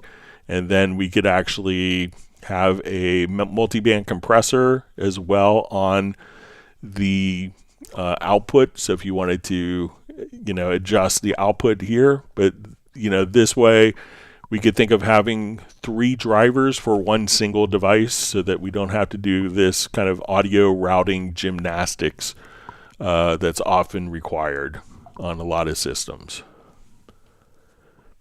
But so you should see, when you go to your program, whether you're on Mac or Windows, you should see those 3 different drivers for the same device. So 3 different applications could be using them.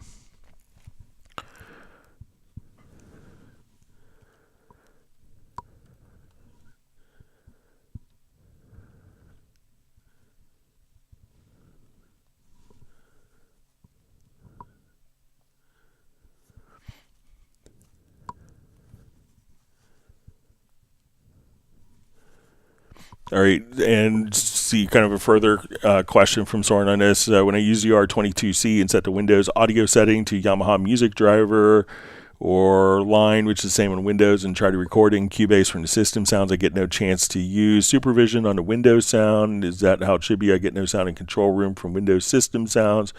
It just goes to an audio channel and stops there. So it's not necessarily to get the audio into Cubase. It's the design intention is to get the audio from Cubase, the audio from a microphone from another program to all output at the same time. So we can think of it as 3 audio outs, not necessarily routing the audio into Cubase. All right, Carlos, the guitarist, asks how to enable keyboard as the MIDI controller. So if you want to do that, we can just come over here. We'll say, let's go to this. I want to hit Alt or Option plus the letter K. And now we could, and I'll turn that down to kill, sorry. And just kind of using, and we could, and you could also access this by going to your studio menu to on-screen keyboard. And if you click in the lower right-hand side, you can switch between the actual, where you see the keys, or you could see kind of the piano keyboard, and you could adjust the velocity, have modulation, and pitch bend as well.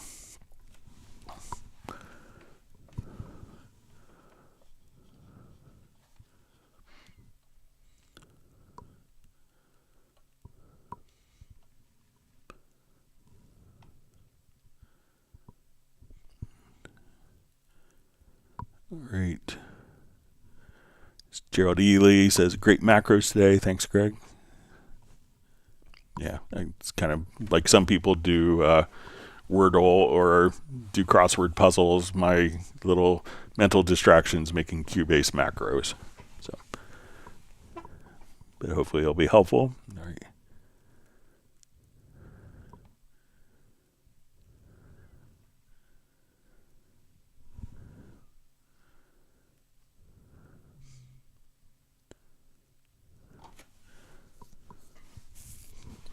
All right, so we have a question from Soren. I managed to record my blind friend over the internet with VST Connect Pro. You can expect a song released in the beginning of April, I think. I need to ask, when I press Get HD Files, does it delete the HD files on the Performer computer, or do they stay? So I believe that they stay. I've always kind of done the recording, but haven't recorded. But I believe that they will stay resident on the other machine. It just kind of transfers them.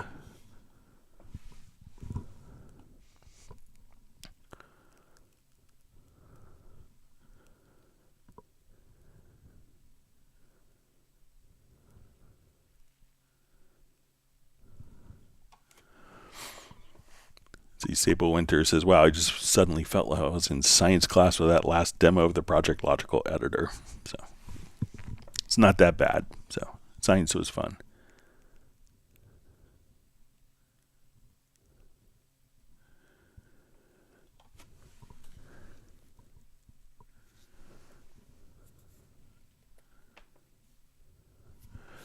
All right, so you see, hi Greg, from Patrick. I have my user track presets sorted in subfolders. When saving and loading track presets from the right click context menu, that folder structure is apparent, but when browsing for them using the right zone media bay, I only get a list with all the presets. I'll pass that along as to see if it could be consistent between the two of them. So thanks for pointing that out and making the clarification for me. All right, so we see Kai Wynn Franklin says, wow, that is cool. Hi all. It's great to see you back on the live stream. Hope you're doing well. So Gerald Ely says the Groove Agent mixer tip is useful.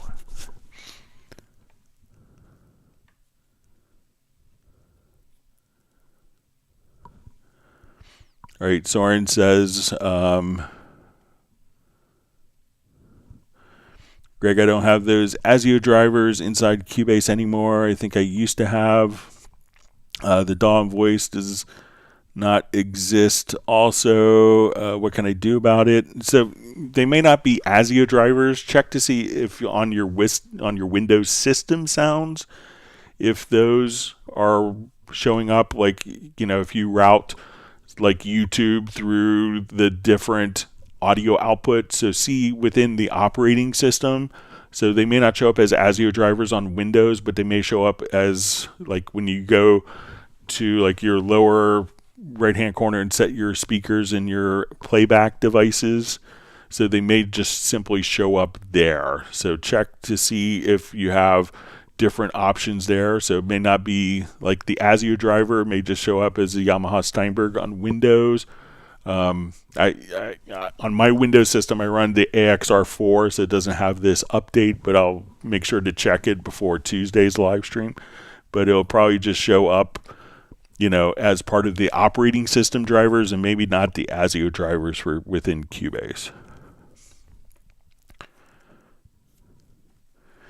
Okay, so Entree asks, any word on if the CC121 will get an update considering it's discontinued? We need a solid desk device that's physical. So there's lots of people that want kind of the next generation of CC121. Hopefully, the team at Yamaha will be working on something, but nothing that's been announced yet at this point. All right, and we see that Sway TV the recording studio says, I love my CC121.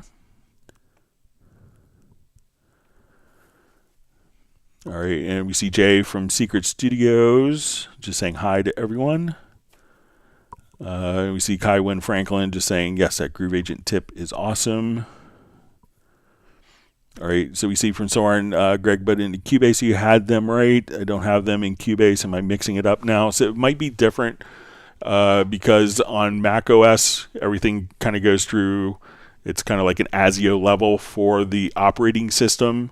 So there's kind of one audio driver model on Mac OS, and on Windows you have ASIO, and then you have the Windows audio drivers. So they're kind of two different driver types. So that's why it could be different on Windows platform versus Mac OS, what I have. So, but so check in like your Windows system output. So if you just go to like, your speaker and your audio devices, see if you have the additional outputs, and make sure that once you do that, because you have to update the driver in the software, but also update the firmware in the audio interface as well. So both of those have to be done before you may notice the changes. So it's not just downloading the software, but it's also a firmware update to go along with that.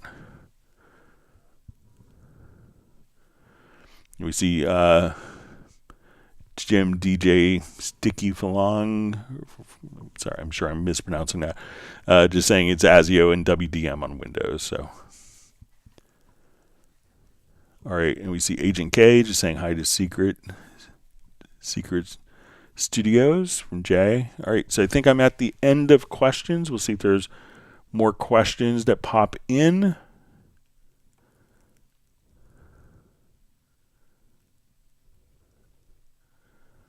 Okay, so we see from Soren just says, I think everything is as it should be then with the ASIO and Windows audio. Okay. All right, so we see Jay from Secret Studios asks, hi Greg, 2 questions. Is there any way to select MIDI notes on a single pitch in the drum editor, move snare hits to hi-hats, etc.? Anyone willing to share Keyboard Maestro's Cubase macros? All right, so let's take a look at the drum editor. So we'll come over here. So there's a good little tip for that.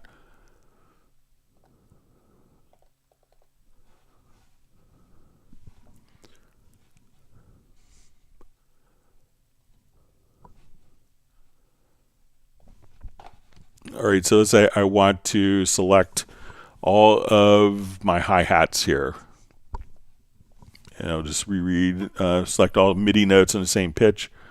So I think if you so let's say I want to select all these here. So I'm going to, I think it's just shift and double click on the first note. And then all of your snares, all your kicks can be selected from that point. So shift, double click on the notes. And I think that also, let's see if there's a modifier for. Let's see if there's one here. So yeah, it's just select the first note, shift, double click, and that works in the for the other sources as well. So if I come here, I have a bunch of notes. Again, shift, double click, shift, double click, and that will select all of the notes like that. And we'll see if anyone has their Keyboard Maestro macros. I don't have a copy of Keyboard Maestro. Okay, so we see Sable Winters just saying hi to Agent K, saying that she knew he was lurking in the background. Agent K is the mystery agent.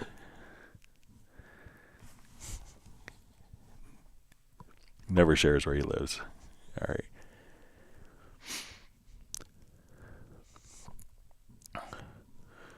All right, Uno Momento asks, do we have Zoom meetup on Tuesday the 27th? So yes, that'll be the last live stream of the month. So, and then for those people that aren't as familiar with this, what we do the last live stream of the month, we usually go for about 2 hours, and then we'll have like a 2 or sometimes 3.5. I think it's gone to 4 hours sometimes, and we just have like a Zoom meeting, and we'll provide the link in the live stream or if you want the link emailed to you, I'm happy to share that in advance. And if you want the link, you could send me an email at clubcubase@steinberg.de. But yeah, so Tuesday will be the last live stream of the month, and so we will be doing our Zoom meetup. So we'll be starting at about 2 hours into the live stream. We'll transition over to the Zoom. So it'll be wonderful to catch up with so many people, and I'm looking forward to hearing what all new cool gadgets that Sable has gotten. But it's always a really fascinating, great discussion. I look forward to it every month. And we didn't have it in January because I was at the NAMM show. We wanted to get more live streams in, so it'll be great because we haven't had one since before Christmas. Obviously, Uno Memento's on the road Tuesday. Sorry to hear that. We'll miss you. It's so great that you were able to get a webcam for the last time we did it in December. All right, we'll see if there's more questions that sneak in. If not, we will go ahead and wrap up a little bit early. Hope that everyone has learned a new tip or trick. And if you were intimidated by the Project Logical Editor or Logical Editor, that we could make those things a little more accessible and understandable. And we'll see if there's any other questions that sneak in.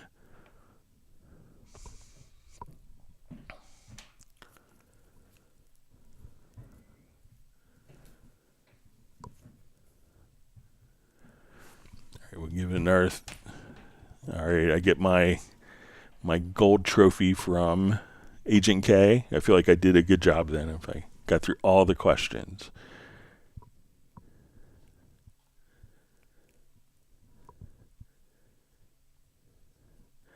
All right, Gerald Ely says, great stream.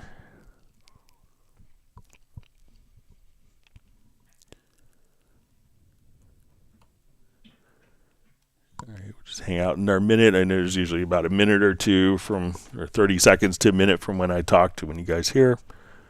So we'll give it just a little more time with the latency for the stream.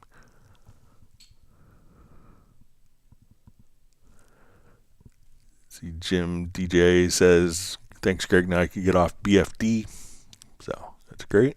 Yeah, I think Groove Agent is kind of a beast. A lot of power under the hood.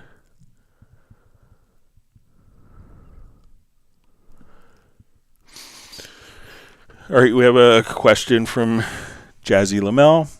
Hey, Greg, I almost forgot. Is there a faster way to name multiple tracks at a time as opposed to clicking one-to-one? So, yeah, if the trick is, let's come over here. Let's say we have a new project. And instead of having to click constantly, I'll just add 20 tracks. So I'm going to come right over here. We'll double click. We'll type in a name. Hit the tab key. That will take you to the next track's naming field. And then you can just hit the tab key. It'll just take you right there. And you could name the tracks that easily. So double click into first and then just tab.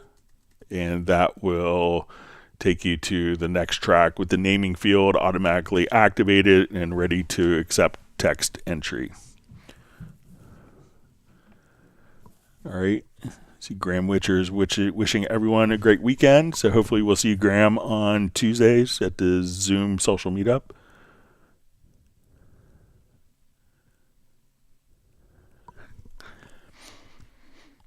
CJ from Secret Studios is asking, has my gear surplus begun to impact my streaming workflow? I'm here to relieve you and open your workspace because sacrifice. You're welcome. So I'm usually pretty, I usually try to make good purchasing decisions. So I don't have a lot of gear surplus, but if I do, I'll let you know. But I appreciate that you'd be willing to help me out with that.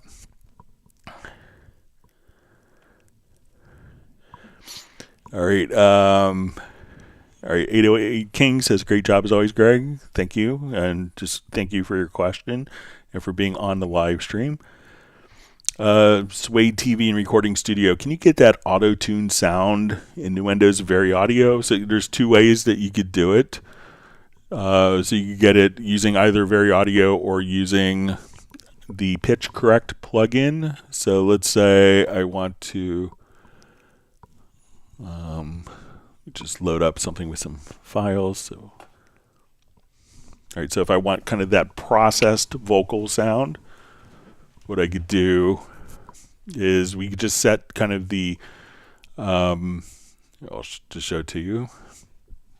So let's say we're here. What did you say? All right, so I'll go to my Very Audio. You wished it all away, and I'm left here for 1,000 years and a day. So if I select all, and I just kind of come over here and we grab from the straighten pitch, or we can just grab the straighten pitch here.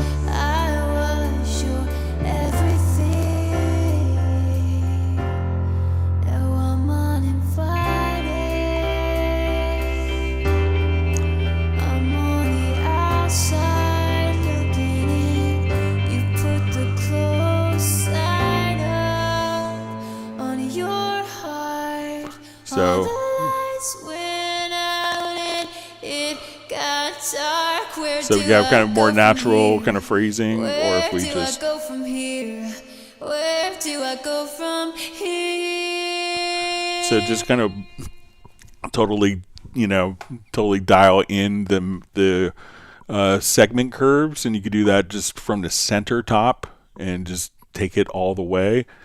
What did you say? Now, if I wanted to do it also with a plugin, there's a Pitch Correct plugin, and this comes in the window as well. So we saw it a little bit earlier. So I'm just going to go to under Pitch Shift category to Pitch Correct. And as we do this, we'll see kind of the speed and tolerance. So I'll just put. What did you say? So if you want it to be kind of just like turn something on.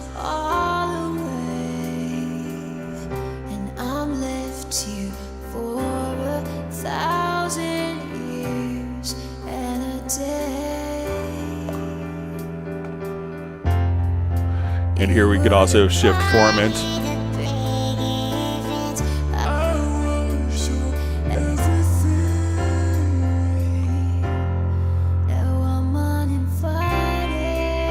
So if we take this down to the speed,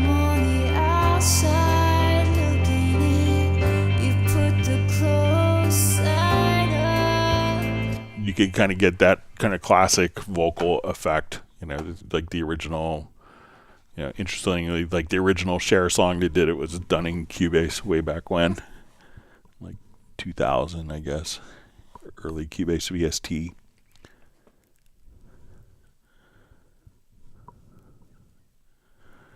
All right.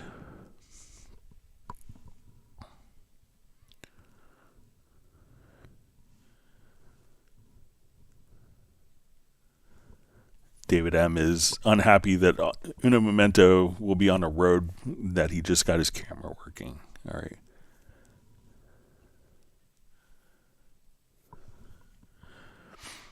All right. So we see Secret Studios.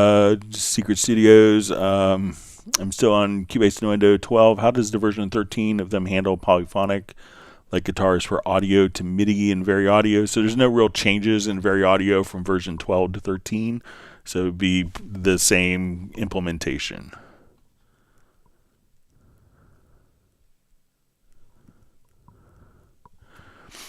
All right. So from Leho26, question: in Cubase 13.02 on Mac OS Sonoma, when I turn on Arranger track, cycle mode is switched off immediately. How to loop the arranger. So I think that when we're in the arranger track, that what it's going to do is that will take priority over the cycle mode. So the intention is that it's kind of following a different arranger. So the arrangement that you have from the arranger track and the play order will take priority. So at that point, we can just, that's the intention of it. So that kind of as we're playing along here, if we have, instead of it playing back,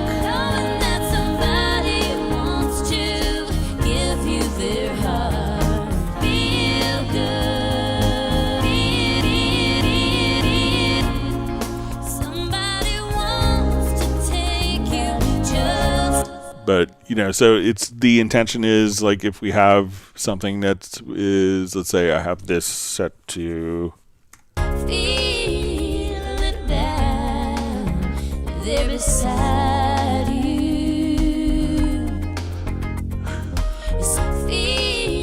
so it looks like when I select the event I hit Alt or Option plus the letter P, and that even though this is on, so let's say if I turn that off, let's see if I activate the arranger track, that will turn it on and off. But we could think of this as being a non-linear arrangement. If you wanted it to cycle, what you could do is just come over here, flatten the chain, and then cycle that. Let's see if we can, if I come and we have this.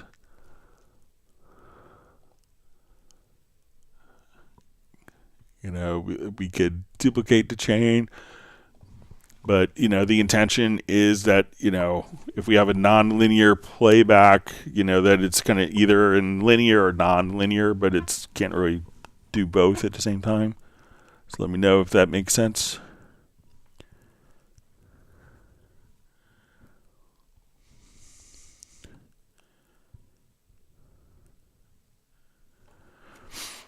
All right, so we have a question from Jacob. Larby asks, please, why is it Cubase monitored delay when recording audio? So probably what's going on is once you have plugins instantiated, some plugins will cause latency. So if we want to look at, when you have a plugin chain, so let's say if we have a lot of plugins on this, I want to put my vocal chain on. I want to have different plugins that as we look at this, each time, and we could think of it almost as like the tax for running some like really big, heavy processing plugins is that they could incur latency. So when I look at this track here that I've inserted a couple of different plugins, I will put a multi-band compressor on that. This track itself has 361.3 milliseconds of latency. So this is more than a third of a second for latency. Now, to mitigate that, what you could do is choose to, bypass those particular plugins. And if you do that, that will minimize the latency. So if you have plugins that are, plugins like room correction plugins, those can add a lot of latency. You may not want to have those plugins on when you're recording. Now there is a special feature to kind of bypass plugins that cause a lot of latency in your system. So if you wanted to bypass like plugins that are causing a lot of latency, that's what this function is here on the lower left hand side of the transport. And that's the constrained delay compensation button. So maybe not the best named function, but when you do this, what that's going to do, we activate this function that's going to bypass the plugins that have a lot of latency. So that way you could hit one button to turn that on and off without having to go through every single channel in your project to turn off those particular plugins. But if you're tracking with plugins that are in the project, every one of those plugins is going to cause latency. We can compensate for the latency on playback, but you can't compensate for it on a real-time audio recording, which is why there is the constrained delay compensation function there. All right. So let me know if that makes sense, Jacob. All right. And we'll see if there's more questions. We'll see if I make sure I didn't miss any.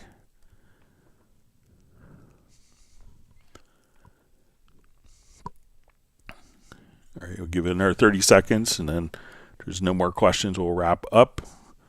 Thank you so much for spending part of your morning, evening, afternoon learning more about Steinberg products. It's always a pleasure to help people get the most out of their software investment, and so you can be running Cubase, Nuendo, or other Steinberg programs in a better way.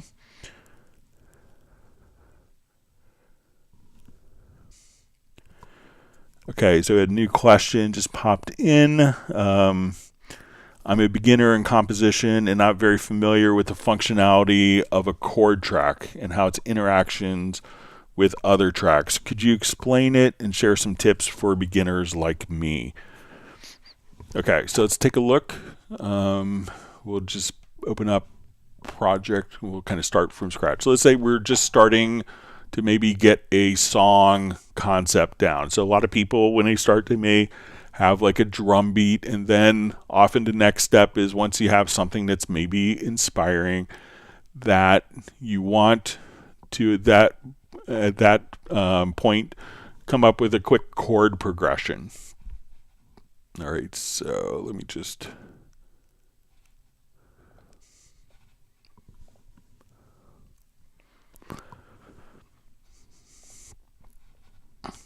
all right, so so we have a chord track here. So let's say I have just a drum beat, and I have like a Rhodes track. So I want to come up with a quick chord progression. So I put this into a loop, and I want to say, okay, let's start off in the key of F. And I have this set up so that when I enter a chord, that we could hear it play back through this Hallian instrument. So let's say, okay, I want to do a B flat chord next, and I want to end on a C chord.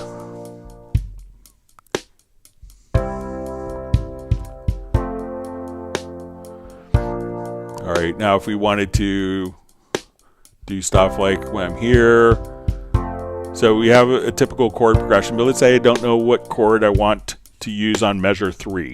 So at this point, I could go to my chord assistant. We could look at this based on the previous and next chord. We could look at common notes.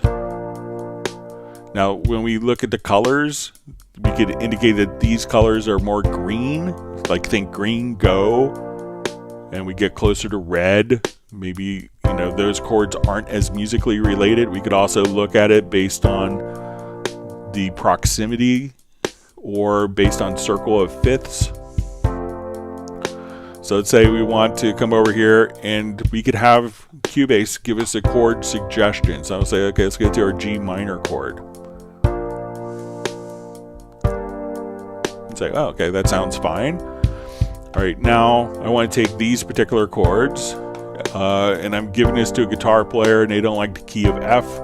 They like the key of E. So I'm going to go over here to the root note and just transpose that down.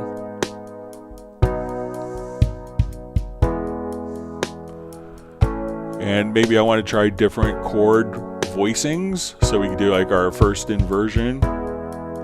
So same chords, just different chord voicings of it.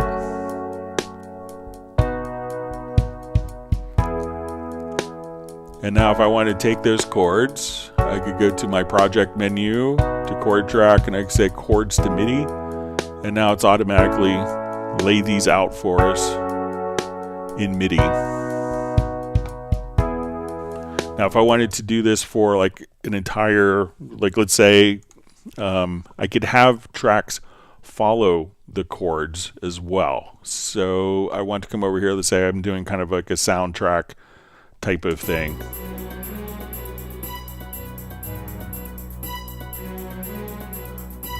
So let's say I want this to be in the key of E.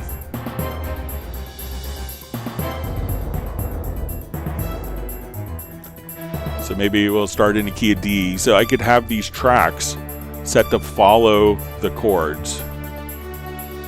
So let's say I'm here. So each of these tracks, I could say strings follow the chords. So let's say I want to do a chord change. right at measure 16. So I want this to be like an E.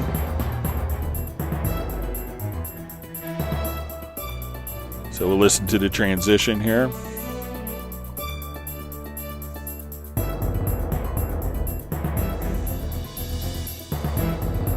And I want to do maybe a turnaround here.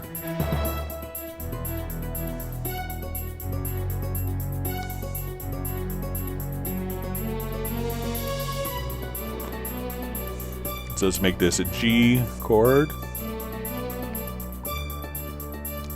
And let's say instead of an E major, I want this to be an E minor chord. So now all these parts, when I change this chord, all the melodic parts can just change depending what chord you type in. So now I could have like a basic sketch, and I could have that basic sketch change based on the chords that are entered, and all these tracks will automatically follow the new chord progression.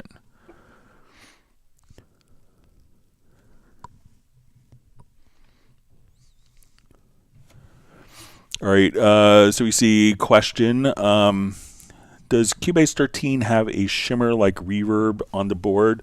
So generally shimmer reverbs are, kind of doing with delays and, delays with reverb kind of blended together. So if we want to come over, let's get to,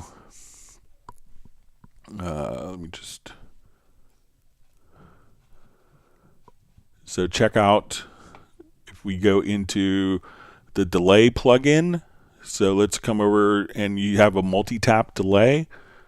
So here you can set up different effects on each tap, including reverb.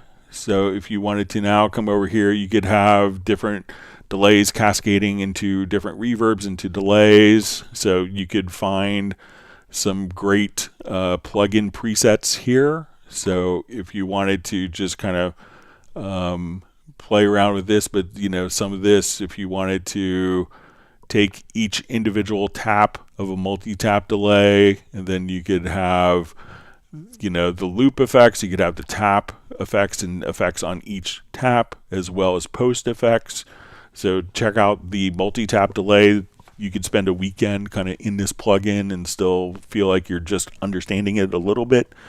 So, but you could get definite shimmer reverb type of effects built right there.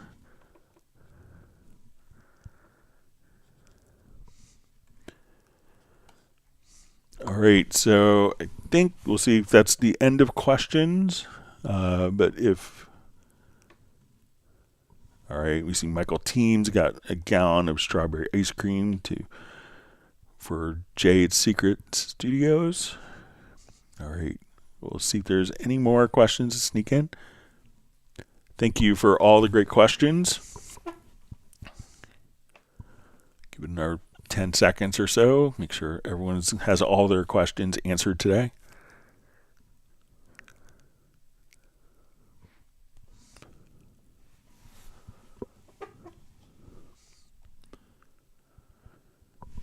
All right, so with that, I think we will go ahead and wrap up. Thanks again for everyone for all the wonderful questions. I hope everyone's learned a new tip or trick, and we'll create some wonderful music in their Cubase, Nuendo, or Steinberg systems this weekend.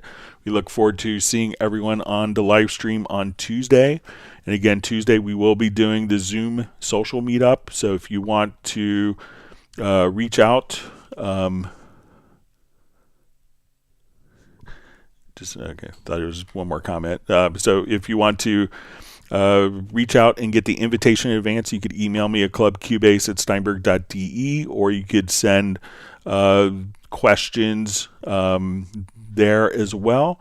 But we will appreciate everyone being involved with the live stream. I think it's such a wonderful community, and I want to thank everyone for making it such a great place to learn about music production. And we will see you back on Tuesday. Everyone, please stay safe and healthy.